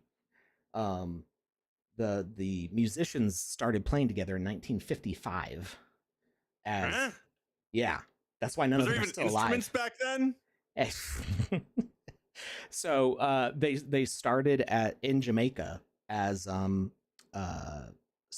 what are known as session musicians. They're the ones who play in the studio to accompany bands, because a lot of the times when you hear like a studio recording of a band, there's other instruments being played in there that are not actually played by any of the band members, and those are musicians who are hired by the studio to just kind of be there and fill in the gaps in the sound. And so they're known as session musicians or studio musicians. And all the people who founded this band had been session musicians since like 1955, playing on jazz and like really super early ska and reggae albums. And they'd been in a bunch of like hit songs. Like all of them had been in like locally Jamaican charting songs. They had all been on these famous songs, but nobody knew who they were because their names weren't in the credits. And there's like a whole backstory to that. But they finally like formed their own band in 1963, which is just 3 years after the Beatles. And eventually all of them like immigrated to the US. Enough of them immigrated to the US that they started playing shows in the US. And so these are like the great grandfathers of like first wave ska. And now like we're in post third wave or something now. I've got a lot of ska band friends, so I like, even though ska isn't like my first music that I jump to, almost all of my musician friends are in these sorts of bands, and so they're all really nerdy about it and stuff. So this was kind of a big deal for my wife because she actually did a college web design assignment to make a history of ska webpage, and this is one of the bands that she featured on her thing like 10 years ago. That's awesome. And so now she's gotten to see them live, and like this is sort of the Ship of Theseus but with ska bands, because none of the original members are still in there. The only one who's still alive, she's in her 80s now, I think, and she retired. She might even be in her 90s by now. She stopped touring with them during COVID. So this is all replacement musicians now, but they're still really good. They're like really talented musicians. Basically everything is a solo. Like they're like trumpet solo to trombone solo to saxophone solo. They're just bouncing solos off of each other the whole time. It's great. So we had fun. I don't remember why we brought that up. Oh, so that just got my wife and I talking about ska and punk music on the drive home. And she went, disrespect your surroundings. And I don't remember why she said that, but something that you said made me think about that. I think it's don't remember what. I think it's something to do with the way I play games. The way I just jump on stuff and like break games is just, it's very you punk. Disrespect your surroundings constantly. Yeah, it's just my punky thing. And also the game reloaded, and we have the new game code too. So that's what happens when you exit the game and launch it from the dashboard. If you hit play again, it replays the same version of the game that you were already playing. So that is important to note if you are a creator or a player looking into these competitions, that hitting play again will keep you on the old version. So if you get that new code, you'll just be on the previous day, and there's nothing you can do about that. So make sure you're on the proper code for the proper day. So every once in a while, make sure you're logging out and logging back in. Well, you don't have to log out and log back in. You just have to relaunch the game without That's what I meant by that. I didn't mean like log out of the Sandbox website or anything. Yeah. Log out of the experience. Yeah. Like let it close, maybe go to a different experience. And I always go up this path, which isn't a problem because there's a lot of points up here. But if I'm trying to go for distance... Also, fun fact, you mentioned like Theseus's ship. The Ship of Theseus. The Ship of Theseus. It's actually, that's what it was referred to as. It was never given a formal name. And I always thought that was really neat as a kid, because like Jason and the Argonauts had the Argo, but the Ship of Theseus was always referred to as the Ship of Theseus. And The reason being is because I think philosophers had like this. They were making a thought experiment around it. It was they could replace every plank of the ship and it would still be the ship of Theseus. And so they never actually formally gave it a name because it was more of an idea. Okay. And that was really cool. Yeah, I never thought about it having like a proper ship name like the Argo or not. When I was a kid, I always try to figure it out. I was like, what is his name? The name of his ship? Because I read through the Iliad and the Odyssey multiple times. I'm like, am I just missing it? Like, and then as I got later in life, I had like a course and I asked the professor and he's like, oh, it's a wonderful question. Thank you for asking. And he gave me like a 30-minute explanation to say what I just said in 30 seconds. Well, you know, you asked a philosopher a question, so that was kind of on you. I asked, it was like a literature professor question. Same difference. It was a lit class. Yeah, you're right. You're right. Yeah, you're right. Go West asks, block cheese or pre-shredded, hard or soft? I would go with soft block. That's my preferred. Cheese or pre-shredded? See, that's a good question too. It depends on how quickly you plan on using it. Like, are you going to use it right away? If so, then save yourself the work and just pre-shred it. But if it's like one of those things where like you're only going to use a little bit of a time at a time, then get that block cheese because it's easier for that to stay good for longer. It depends on your storage method and the kind of cheese. Because I would say if you get cheap, like store brand Mexican blend cheese, that stuff does not go bad very fast. It lasts forever. It lasts a scary amount of time, and that's usually because there's like cellulose powder on it, which people freak out. They're like, "What do you mean cellulose?" And it's like, okay, cellulose is like a natural thing that we find in like trees. Like this is what plants are made of. I actually it wasn't cellulose. It was something. What's the thing that's in jam and jelly? That pectin. Gelatin. Pectin. A lot of jellies are made with pectin. And I was at a farmer's market with my parents, and I decided not to have an argument in front of my family with this person, but they were like selling jams and jellies, and they were like, all natural, no pectin. And I'm like, pectin is like a fundamental like plant fiber that plants grow with, like. So maybe pectin they mean is a no, type like, of soluble fiber found naturally in the cell walls of fruits.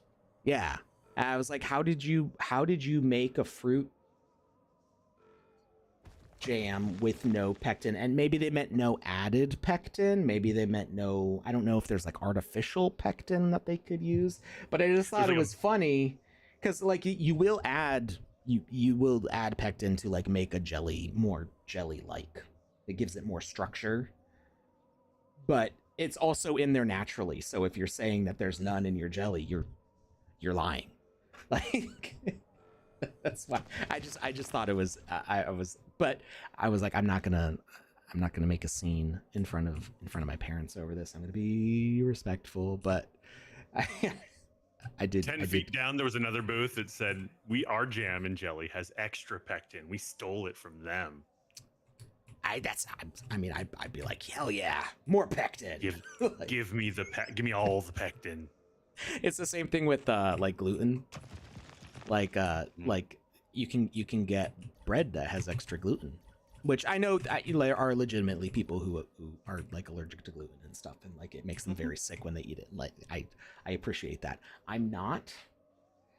And gluten-free stuff tastes gross. So when things are like, we've got extra gluten, I'm like, heck yeah. Give me that. Give it to me. Give me that. Give me all the gluten.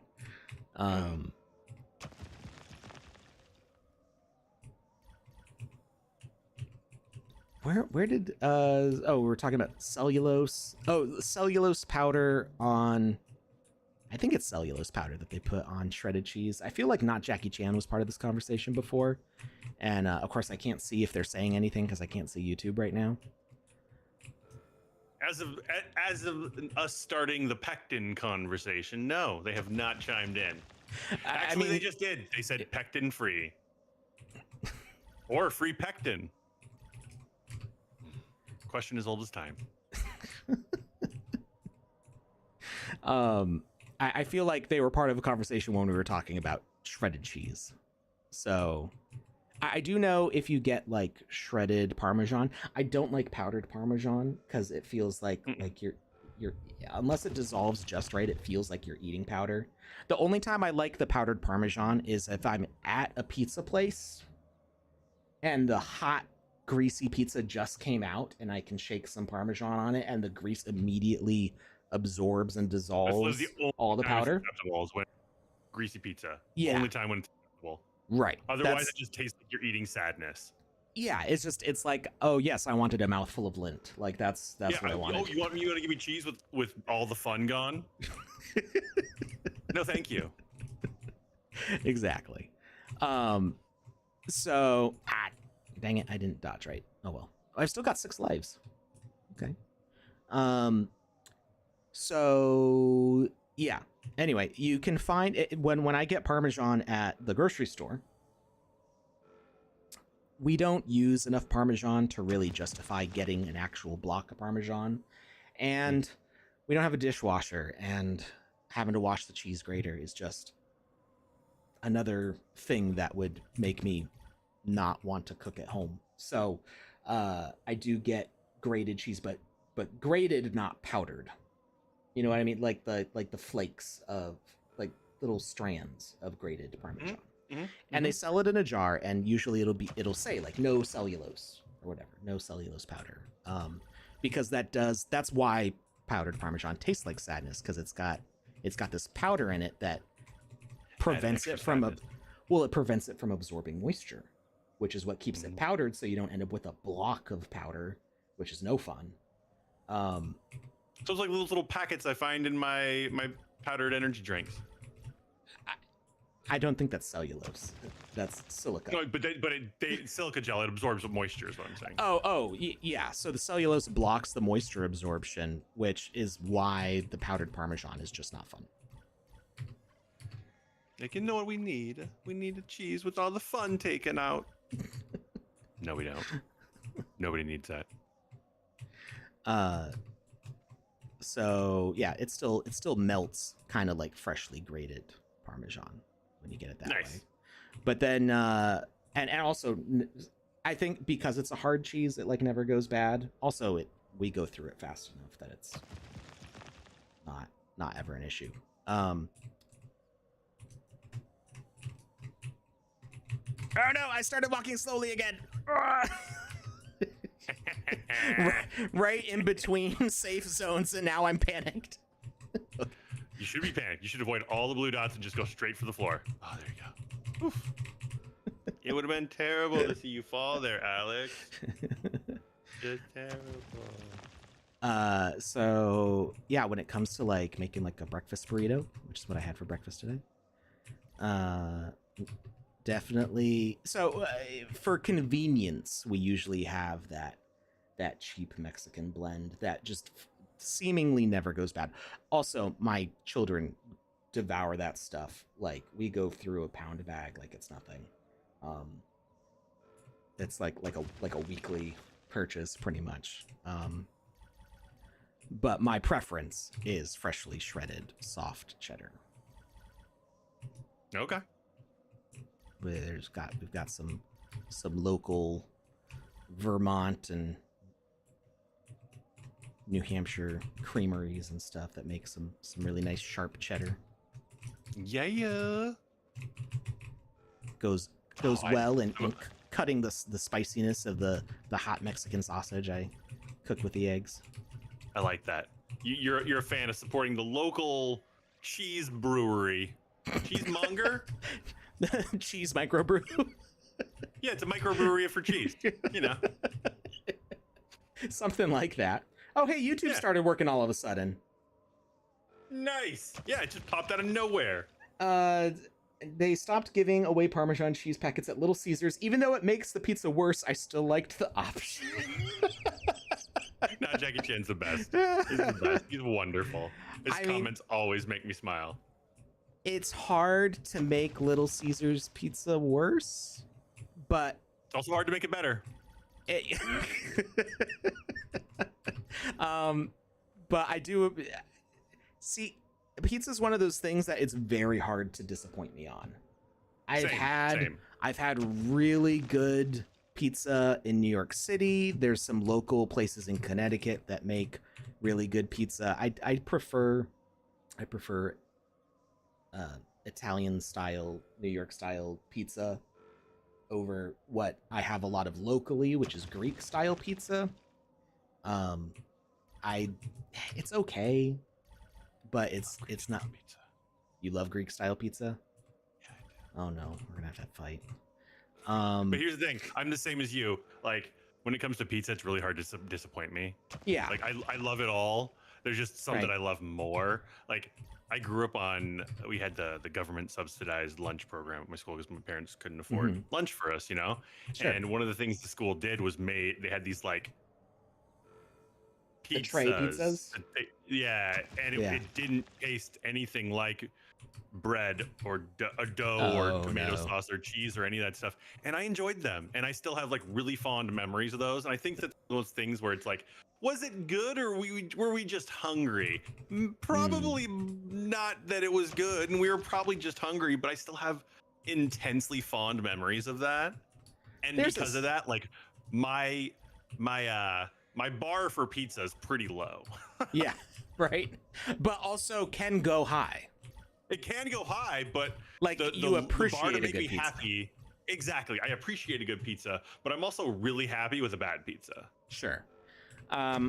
Yeah, my spectrum of pizza that I enjoy, like that I'm even happy to get, like Totino's pizza rolls.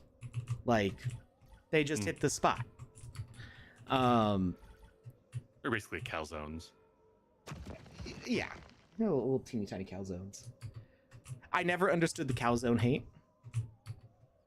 Actually, technically, I was just thinking of Parks and Rec. Yeah, I know.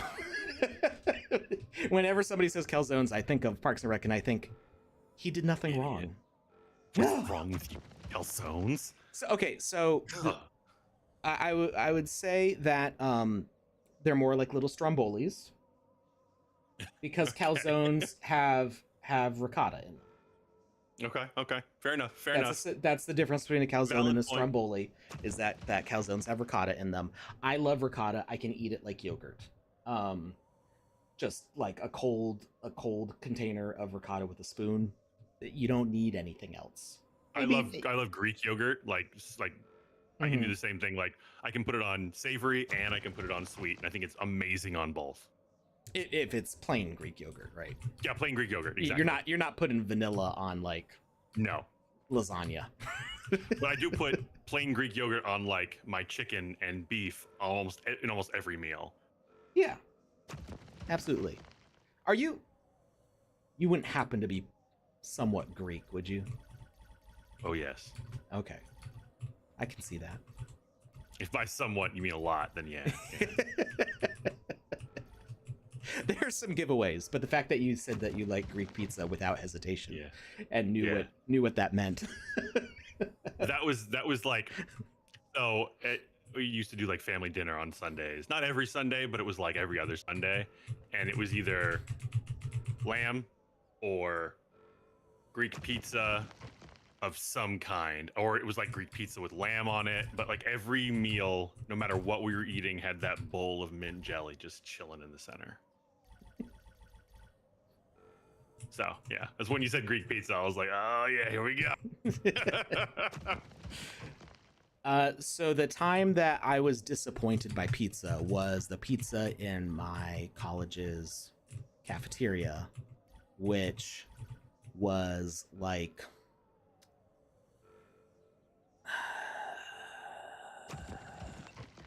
imagine the crust of the most bland, boring, almost slightly bitter loaf of bread you've ever had.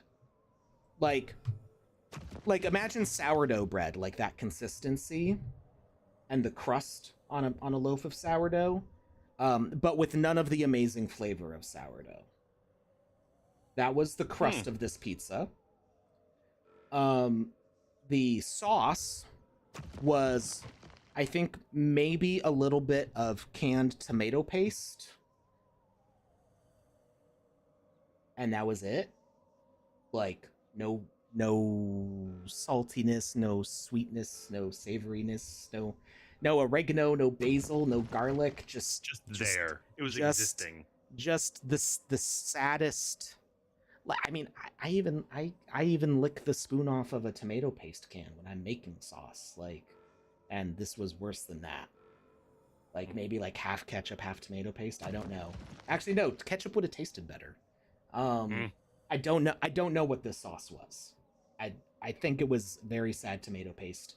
And then liquid the most gentle sprinkle of the cheapest possible low moisture mozzarella. Not enough cheese on it to cover all the sauce. And that was the pizza.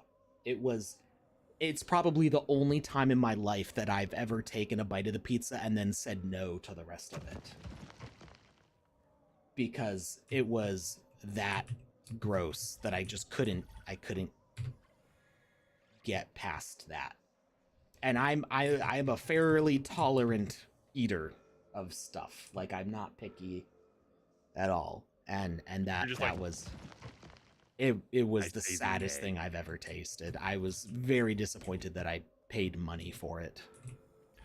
Oh, speaking of like foods that elicit a strong response, I recently had, and I've never had this before, a lamb steak.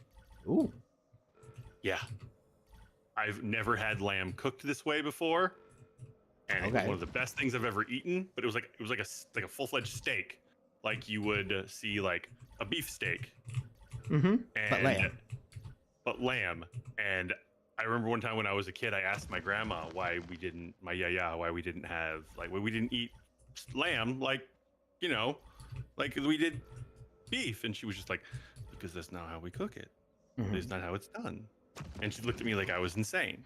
Mm-hmm. And I'm, you know, it's all these years later, and I'm sitting in this restaurant, and I see they have lamb steak, and I'm like, so it's just like a lamb chop, just, you know, different phrasing. And he goes, no, it's a lamb steak. It's full-fledged lamb steak. Actually, they cook it with sous vide first, and then they put it in the frying pan, or they cook it how they would a steak. Like and a reverse sear, kind of. Yeah, and I was just like, try this, and it was so absurdly amazing. Like, the chef came out. I say chef. The cook came out. He like looks at me and he goes, was he not a chef? No, I don't know. The guy who made the food, he came out and he looked at me and he goes, "You're a good Greek boy, aren't you?" And I was like, "Yeah, I am." And he goes, I was like, "How could you tell?" And he's like, "That smile." He's like, "I know that smile. This is the first time you've ever had a lamb steak, isn't it?" I was like, "You know so much about me from just a look." But it was a really cool experience. Gosh, I can't remember last time I had lamb. Probably like Easter at my great grandmother's, and we're not Greek at all as far as I know. Just a like British, French, German, Danish, Welsh, Irish, Scottish mutt. 957. Six Lives Crazy. I've been very careful this time. Usually I'm on like 2 lives by now. And now I'm at 5 because I couldn't, and I started talking too much. So Cash, how does it work with the quests here, with the daily quests? Is there not like a trigger to like complete the quest, and it's just so that way you can see it in the screenshot? That's super smart, because they have the game code and they have the quest in the corner when you take that screenshot, so they know exactly what's going on. I'm trying to go too far. I'm losing all my lives in this level right now. In just this one moment. In just maybe we should focus, Alex. Moment of time. Maybe we should stop talking about food. Nope. I'm too hungry for this. maybe I wait here. It's because I'm trying to skip like 2 safe zones. Mm-hmm. You're getting cocky. What's happening? Alex got cocky. I'm just thinking about lamb and mint jelly right now. See, that's the thing. I never actually really used the mint jelly. liked it. It's just not my. It's just not my thing. I like it more savory.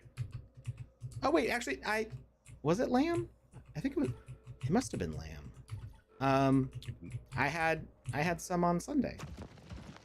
Nice. Was it? It was lamb, right? I hope so. I think it was lamb and beef. It was. I had a gyro. At the fair. And it you was had street meat. Yeah. I think we had this conversation before. Food trucks are too expensive now. Like way too. They're getting crazy. It's $15 no matter what you order. It's ridiculous. Like it shouldn't cost $40+ like $50+ to feed a family of 4 at a food cart. So yeah, I had it was pita with, I'm pretty sure it was lamb and beef, and tzatziki, tomato and lettuce. It was very tasty. Nice. I think so that I believe that was, I think it was $18 with a drink. Too expensive, but it was very tasty, so I forgave it. What I didn't forgive was the walking tacos. And if you don't know what a walking taco is, it is a bag of Doritos with taco meat and like taco vegetables and cheese and sour cream and stuff dumped in, and you just eat it with a fork out of the bag. Sometimes people call it burrito in a bag. There's like different names for it. But it's basically a bag of tortilla chips of some sort with taco fixings in it. Those were $10 each and change. So it was more than $20 for my daughters to each get one. That's insane. For like a oh, I made it.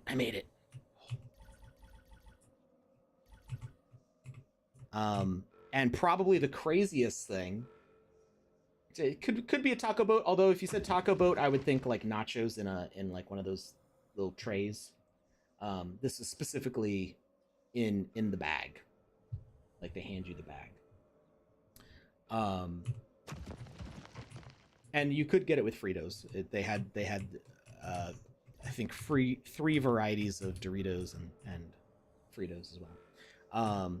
The worst offender, I think, at the fair was the deep fried Oreos, which you could, the minimum order was 6. Okay. And it was $15. $15 for 6? Yes. For 6 Oreos.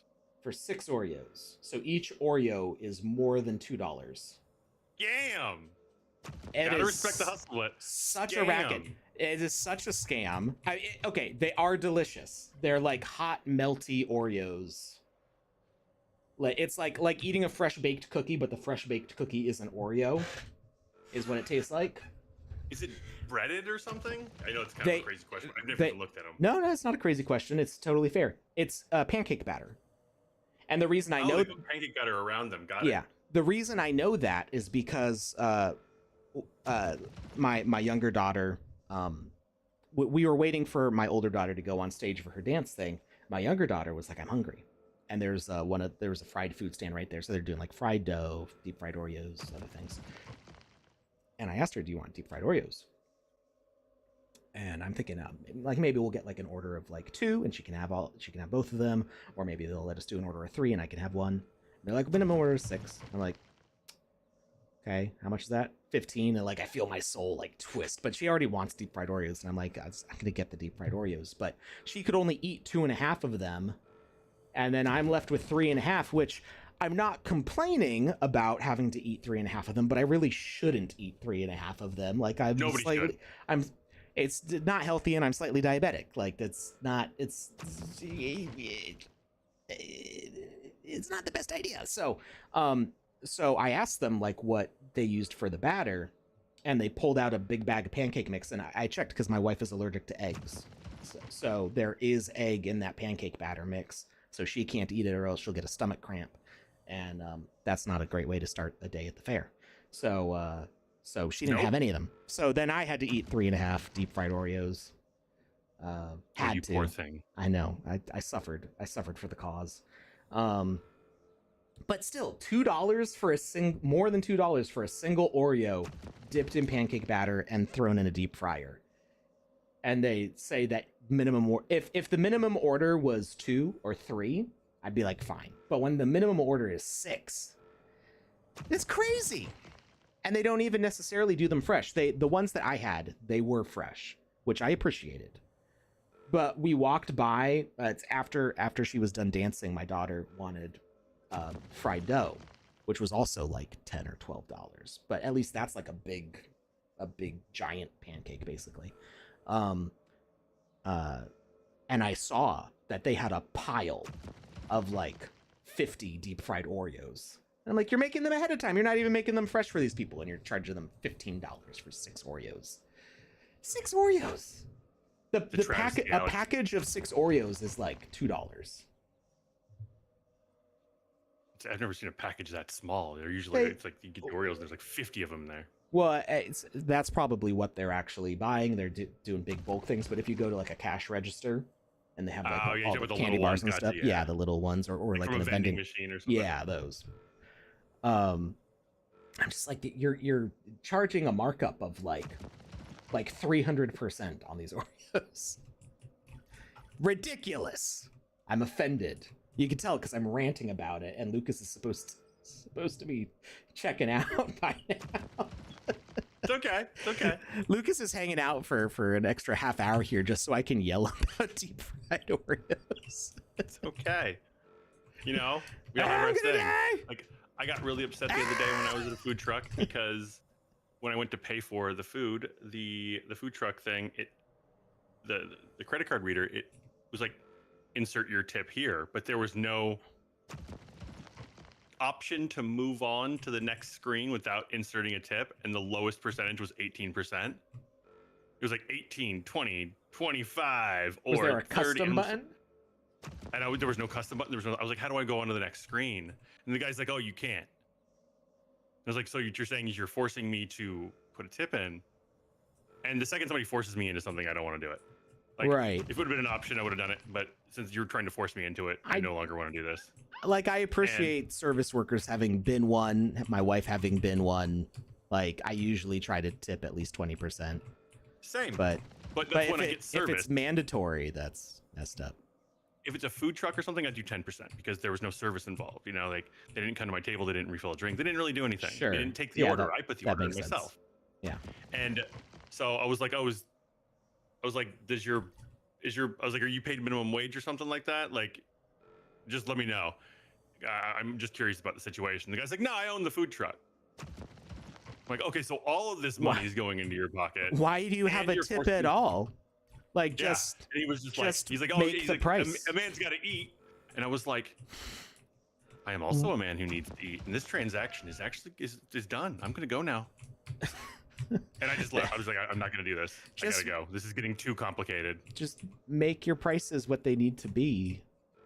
If you own the food truck, make your prices what they need to be. Just make it the baseline with the 15% and just be about your day. Like, if I get to a food truck and I wait through line and I'm looking at the menu and like I'm there, like if I get up to order and I have enough money in my wallet or in my bank account to place an order, I'm not placing the order just because I go, this is like $5 too expensive. Like, I already waited in line. I'm already there, ready to order. I've already been smelling the food. Like, I'm sold, even if it's a little bit, even if it's a little pricey. But if you then, price for me, it's the principle of being forced into a situation. No, that's what I mean. If I'm looking at the menu and I see that something that I think should be $10 is $15, I'm already there ordering. I'm like, it's fine, whatever. Yeah, totally cool.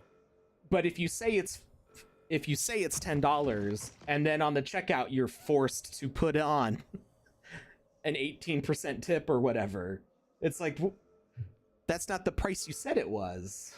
Yeah. You're lying on the menu if you're forcing the tip. This is not. That's false advertisement. Mm-hmm. This is bait and switch, is what that's called. I would normally put in a tip out of courtesy, out of appreciation, but instead of like going for that appreciation, you're forcing it in a really scummy way. No, I don't dig that. I don't dig that at all. I don't know how to move forward from here. Emotionally, I think physically? No. I think it's to the right. No, it's not to the right. I'm down to 1 life because I lost so many lives. Here it is. I found the way.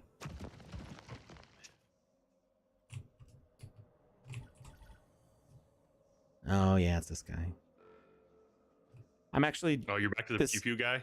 Yeah, and I'm back at 1 life. This is exactly the same situation I was in last time, and like this time I was playing so well. And then you got cocky and just lost it all. That's not what happened like last a fool time. and his money, you were parted. No, I got to level 10 and I auto died. That's right. That's what I said. It was that I will defend my honor and say that was not my fault that time. That's fair. That's fair. That's fair. I'm usually quick to accept blame in games, but in that specific instance, I will not. That's fair.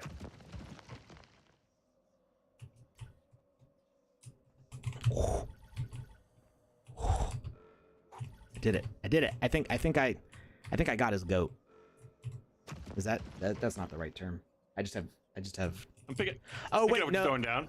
Now that I said goat, I think it was goat and beef, not lamb and beef. In the hero. Am I saying it right? Am I saying it Greek enough? Yeah, it's fine. I've never been one to be picky about that. The pronunciation of things like I've met people who are very picky about it, and there are people who insist that it's hero. Hero, gyro, gyro. I don't care what you call it, as long as it tastes good and it doesn't give you food poisoning. And I think if it's properly Greek, it's like a I can't really like in the back of the throat. Like a gyro. Yeah. I'm not gonna survive this one. Oh.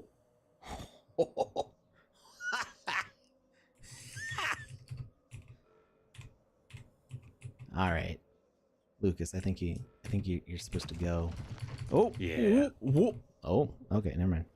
Well, with that, Lucas is gonna sign off. We'll catch you later, Lucas. We still got about 30 minutes left here. Bye, Thank everyone. you for hanging out. Thank you for letting me hang out. I will see you all soon. Bye. All right. Now that I'm going to stop talking about food now.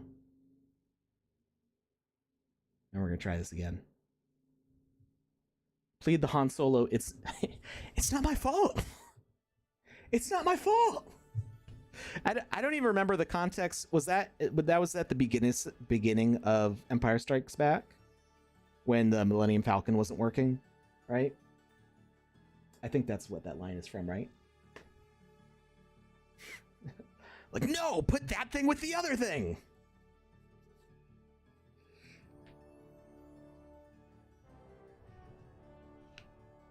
Oh, yeah, it's when they're trying to fly out of Hoth, right? And like it doesn't start up as the Empire's like crushing in on them, and Princess Leia's like, ugh.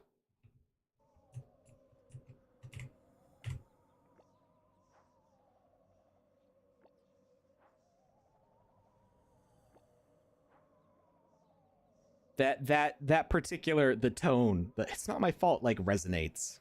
Like I think we've all been there at some point. We're just like, not only did you not do something to make it go wrong, but you don't even know what's going wrong. So the thought that it could be your fault is just so foreign. Like, there's just no way.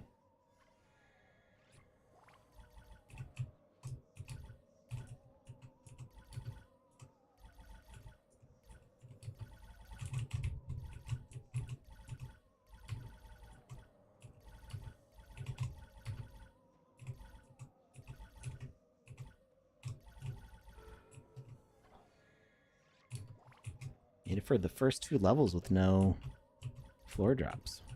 I got poked. I got poked again. Oh, I think I need to go down this way. I'm starting to remember the layout. The first one's pretty easy. Except I kind of default going to the right. Even though I'm not supposed to.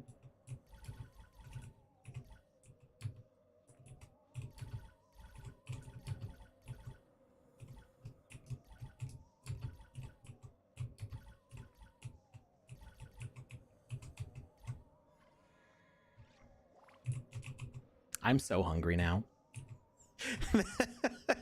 I didn't have like a proper lunch between the streams because I start my own stream like right after breakfast. I started a little bit late because I was doing some DAO and Ethverse related stuff, but ooh, ow, pain, agony, checkpoint.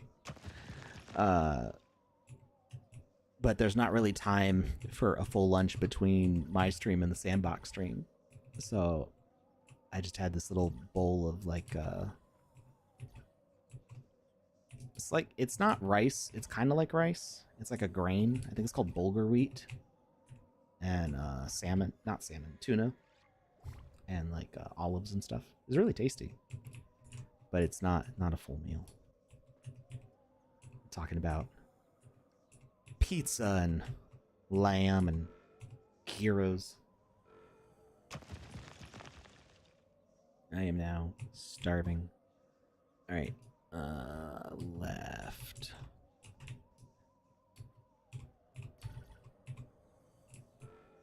Nope. Stay safe.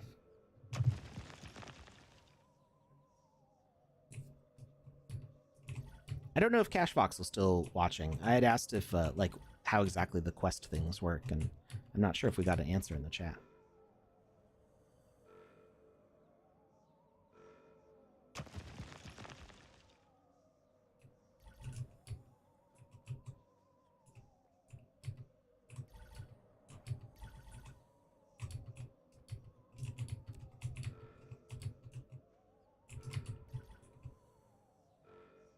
Probably could have made it to the end, but I'd rather not risk it. This is probably the lowest number of points I've ever had because I'm just going for it.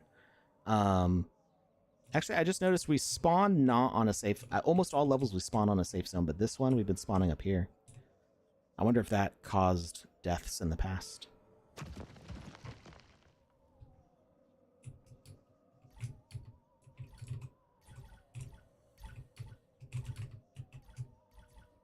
Oh, we got hit.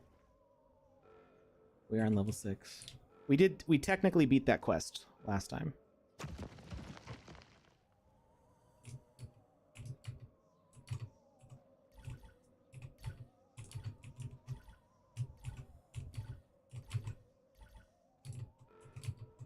That was a mistake. I shouldn't have done that. Ah! I made it. Whew. It's close.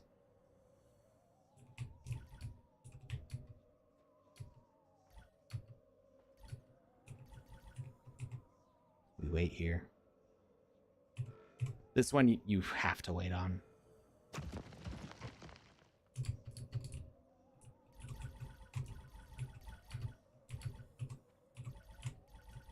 Because this is just too long of a stretch. Ah! Poked me.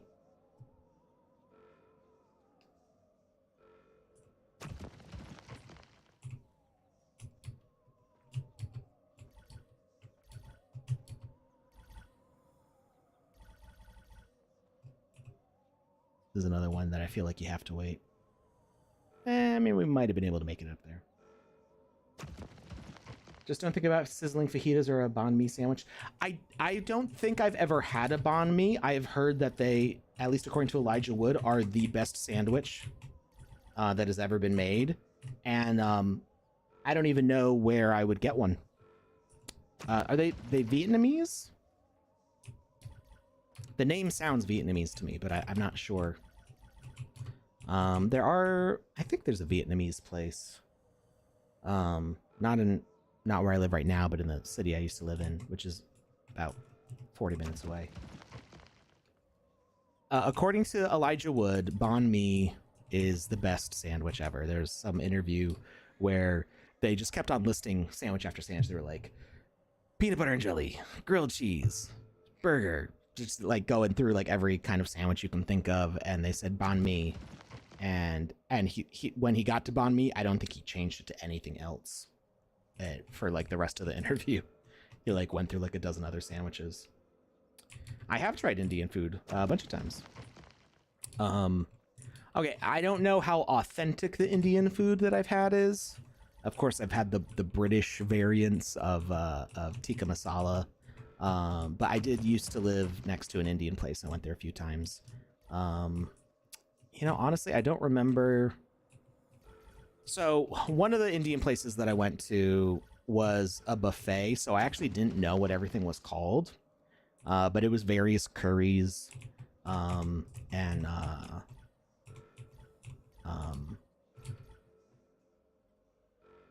what are the flatbreads called? I can't remember what they're called. The name of the flatbreads just escaped me, and I honestly can't remember what they are. They're, you know, soft and fluffy and delicious. And I don't know what they're called, apparently. Okay, so there's roti, but I don't think that's what I'm thinking of. Naan, that's what I'm thinking of. Thank you.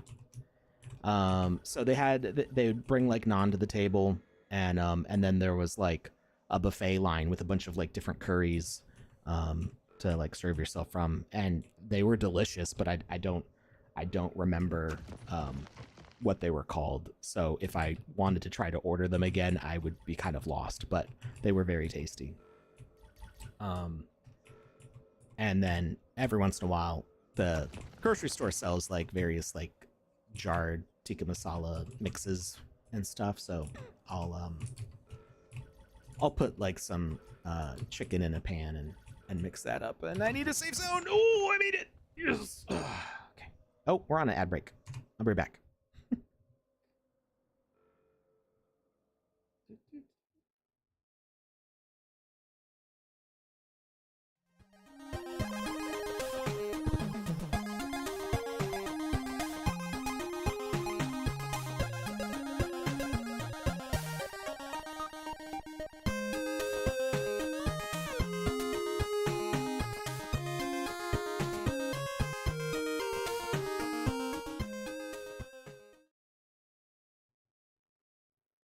All right, I missed the start of that ad break, but I'm here. Butter chicken. I've heard of butter chicken. I don't know if I've ever actually tried it. That might have been one of the things that was at the buffet. It was literally right across the street from where I lived. Like I could look out my apartment front window and I could see the restaurant. It changed owners and names a couple times while I lived there. But when I went in there, it was just one person. Not one person working there, but I mean, it was every time that I went in there, it was the same owner. The times that it changed owners and names, like I didn't try it every single time. So I don't know how much the food changed. It might have even been the same cook and just a different owner. I don't know.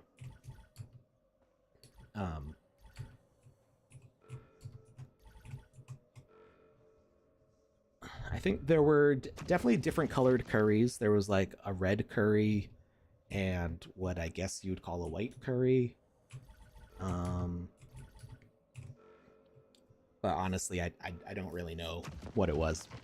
Like I know that I've made tikka masala, but I don't think that I've had butter chicken. I recently had pho for the first time, which was really tasty.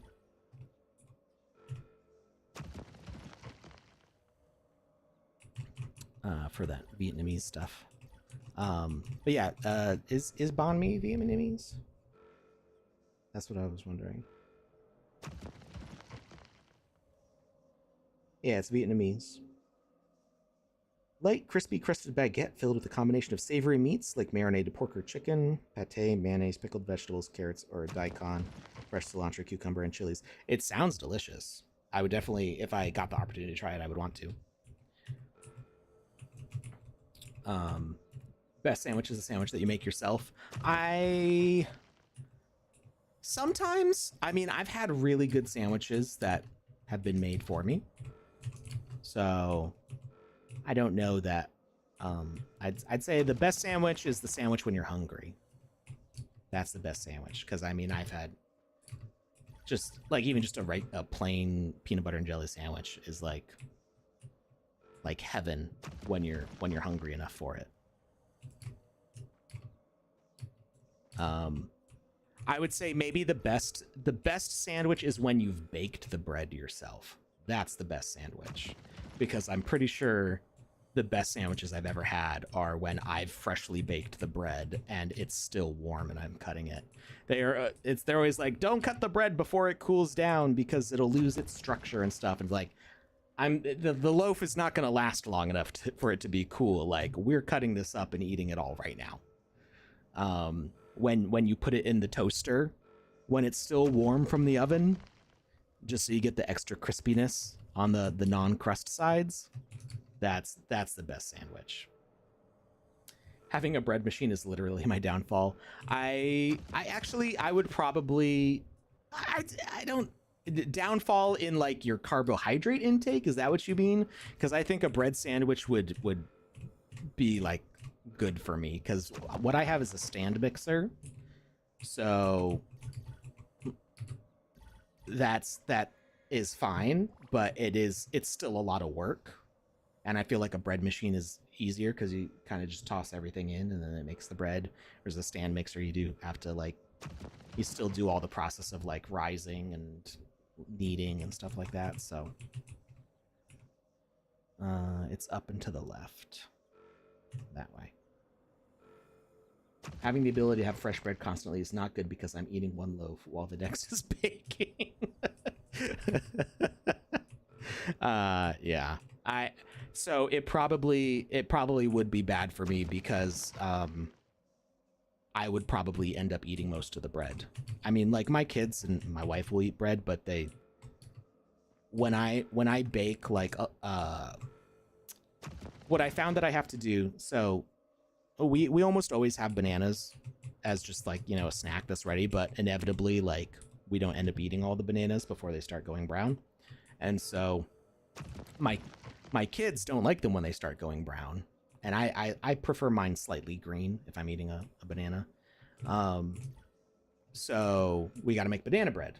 And I think my kids have learned that they get banana bread when they don't eat the bananas. So they will be like, oh, no, there's 3 bananas left and they're almost brown. I guess we can't eat any bananas. Oh no, there will be banana bread in 3 days. That's kind of... dang it. I started walking again. Why does that keep happening? I feel like... Is it the Z key? It's not the Z key. What do I keep pressing that keeps making me just walk at a slow pace? That's crawling, and that's definitely a different animation. I honestly don't know what keeps on putting me in walk mode, and it's weird.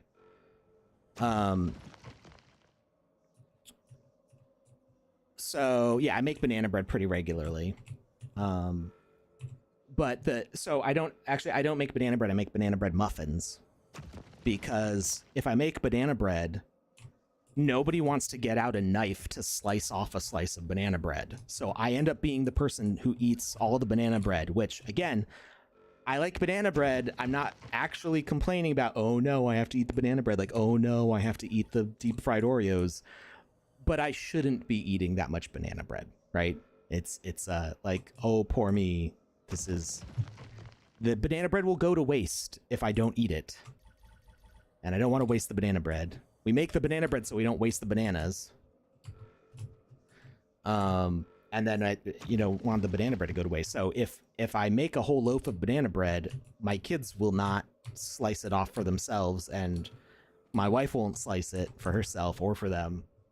I mean, they will eventually, but it's just not as fast as I'd like them to. Shift switches by tapping. Oh my god. Thank you, not Jackie Chan. I didn't realize that tapping shift changed it. And that's why it keeps on happening. I keep on tapping it as I'm doing little micro adjustments. That I want to turn that off. I have the muscle memory to tap, run. Oh no! And it keeps on making me slow down significantly.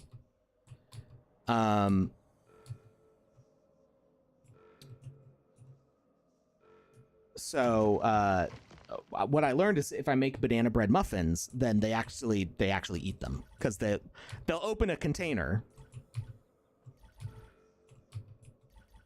They'll open a container and pull out a muffin for themselves, because it doesn't involve getting out the big serrated knife and slicing the loaf of bread. So I'm just acquiescing to the laziness. To be like, fine, if this will make you eat it. But I don't imagine a loaf of regular bread would be as good if you made it in a muffin style. Maybe it would. I mean, that's basically a roll, right? The paper would give it a different texture on the edge, and I wouldn't want to. So the bread that I usually make is called a batter bread, because it's a non-kneading dough, just because it's faster. You don't have to wait. You don't have to wait as long. Sometimes with like making like sourdough bread, you might take a real long time of like kneading it, letting it rest, kneading it again. Oh no, I was right at the edge.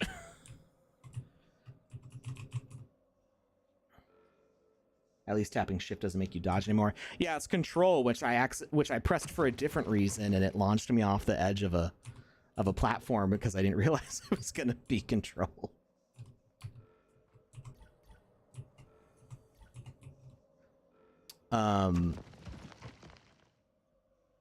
Yeah, so the recipe I use for bread is called batter bread, because it's a very like wet and loose dough, almost like pancake batter. And it's really good for like grilled cheese and peanut butter jelly sandwiches. Like, it's very, very tasty, and it ends up being shaped because you bake it in a pan loaf, in a loaf pan, a loaf pan.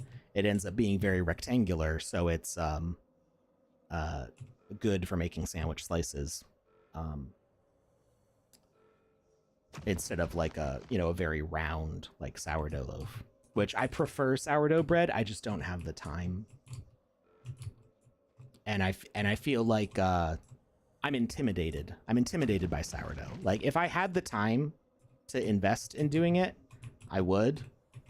But the combination of like not enough time, I don't have enough time to learn how to do it as well as I would want to do it. Does that make sense? It's like not wanting to get started on I don't know, anything. Painting or writing. It's like not feeling like you're good enough to do that thing.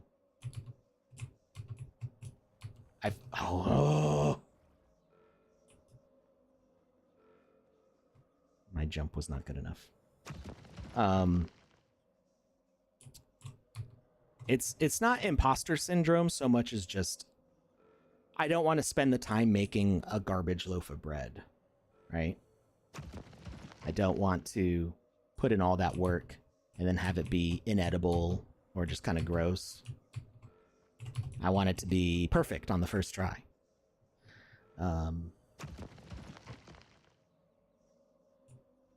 Otherwise, why am I making it? If I wanted a perfect loaf of sourdough, I could just buy one.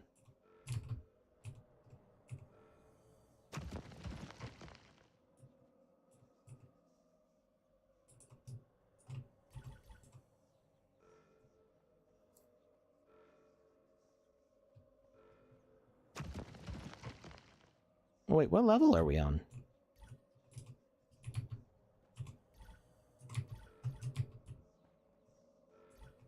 Is this level 9 or 10? There's no quest. Wait, we can check what quests we've done.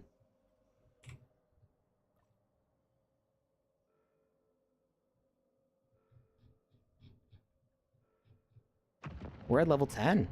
We're on the last level. Ah! We did it! Yeah! Oh, okay. Hey, and it's 4 o'clock. That's the end of our stream time. We did it. Okay. So, thank you, CashVoxel, for making this game and stressing me out. I hope the events go well. Make sure that you check out CashVoxel's Twitter, which I am dropping in the chat right now. Ain't no party like a Panda Pops party, like a Panda Pops party. Whoop whoop. That's cash_voxels with an S at the end. They made this game, and they've got events running. So if you check out their bio on Twitter, there is a link to their Discord where you submit your screenshots and win sand prizes for the event. It's a 5,000 sand prize pool for events running today, tomorrow, and, well, gosh, let's see, 1, 2, 3, 4, 5, 6, 7. I think they end on September 1st, I think is the last day. So that is what's going on with that. Also, make sure that you check out the last day and a half or so of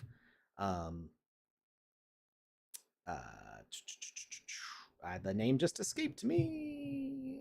Avatar Life's Wackadoge. You can go to experiences, and they are currently featured. Wackadoge right there. There are going to be more events from the DAO popping off soon, so make sure you're following me on Twitter at Kamisazi. I'm going to be making a thread about what all those current and upcoming events are very soon here. And have some fun, earn some sand. Natjack Kitchen says, everyone in the world should watch the show Yakite. Yakite? Yakite is my favorite show. It's about banking. And don't say you've seen other... Oh, baking, not banking. It's like banking. And don't say you've seen other baking animes, so you don't need to watch it. Okay. All right. Well, I'll maybe have to check that out. Is it under 15 episodes? Because that has an influence on how likely I am to watch it. I feel like baking, like most cooking animes, are shorter anyway. One of the best food streams around. I like food. Like, I don't think that I have the most experience with food, but I do. One of my daughters told a complete stranger that I'm the best cook, which is nice. Generally, they eat my food. Usually, we try. It's 69 episodes total. Maybe that's a bit long for me. I prefer shorter anime, ones that get to the point. All right, let's see who we can raid. I closed all my browser windows accidentally. Let's see who is live on Twitch right now. Oh, I see Panda Pops is live, playing Axie Infinity. All right. Let's give a raid to Panda Pops.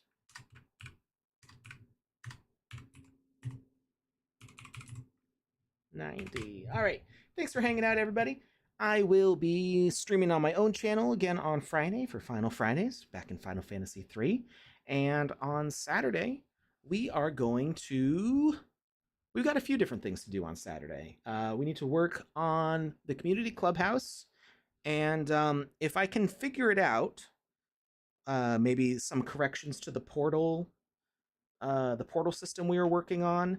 And what else were we working on?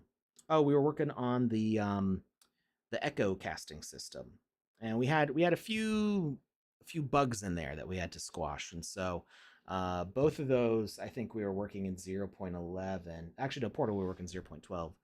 So 0.11, the portal one we might have. I think I figured out how to fix that one.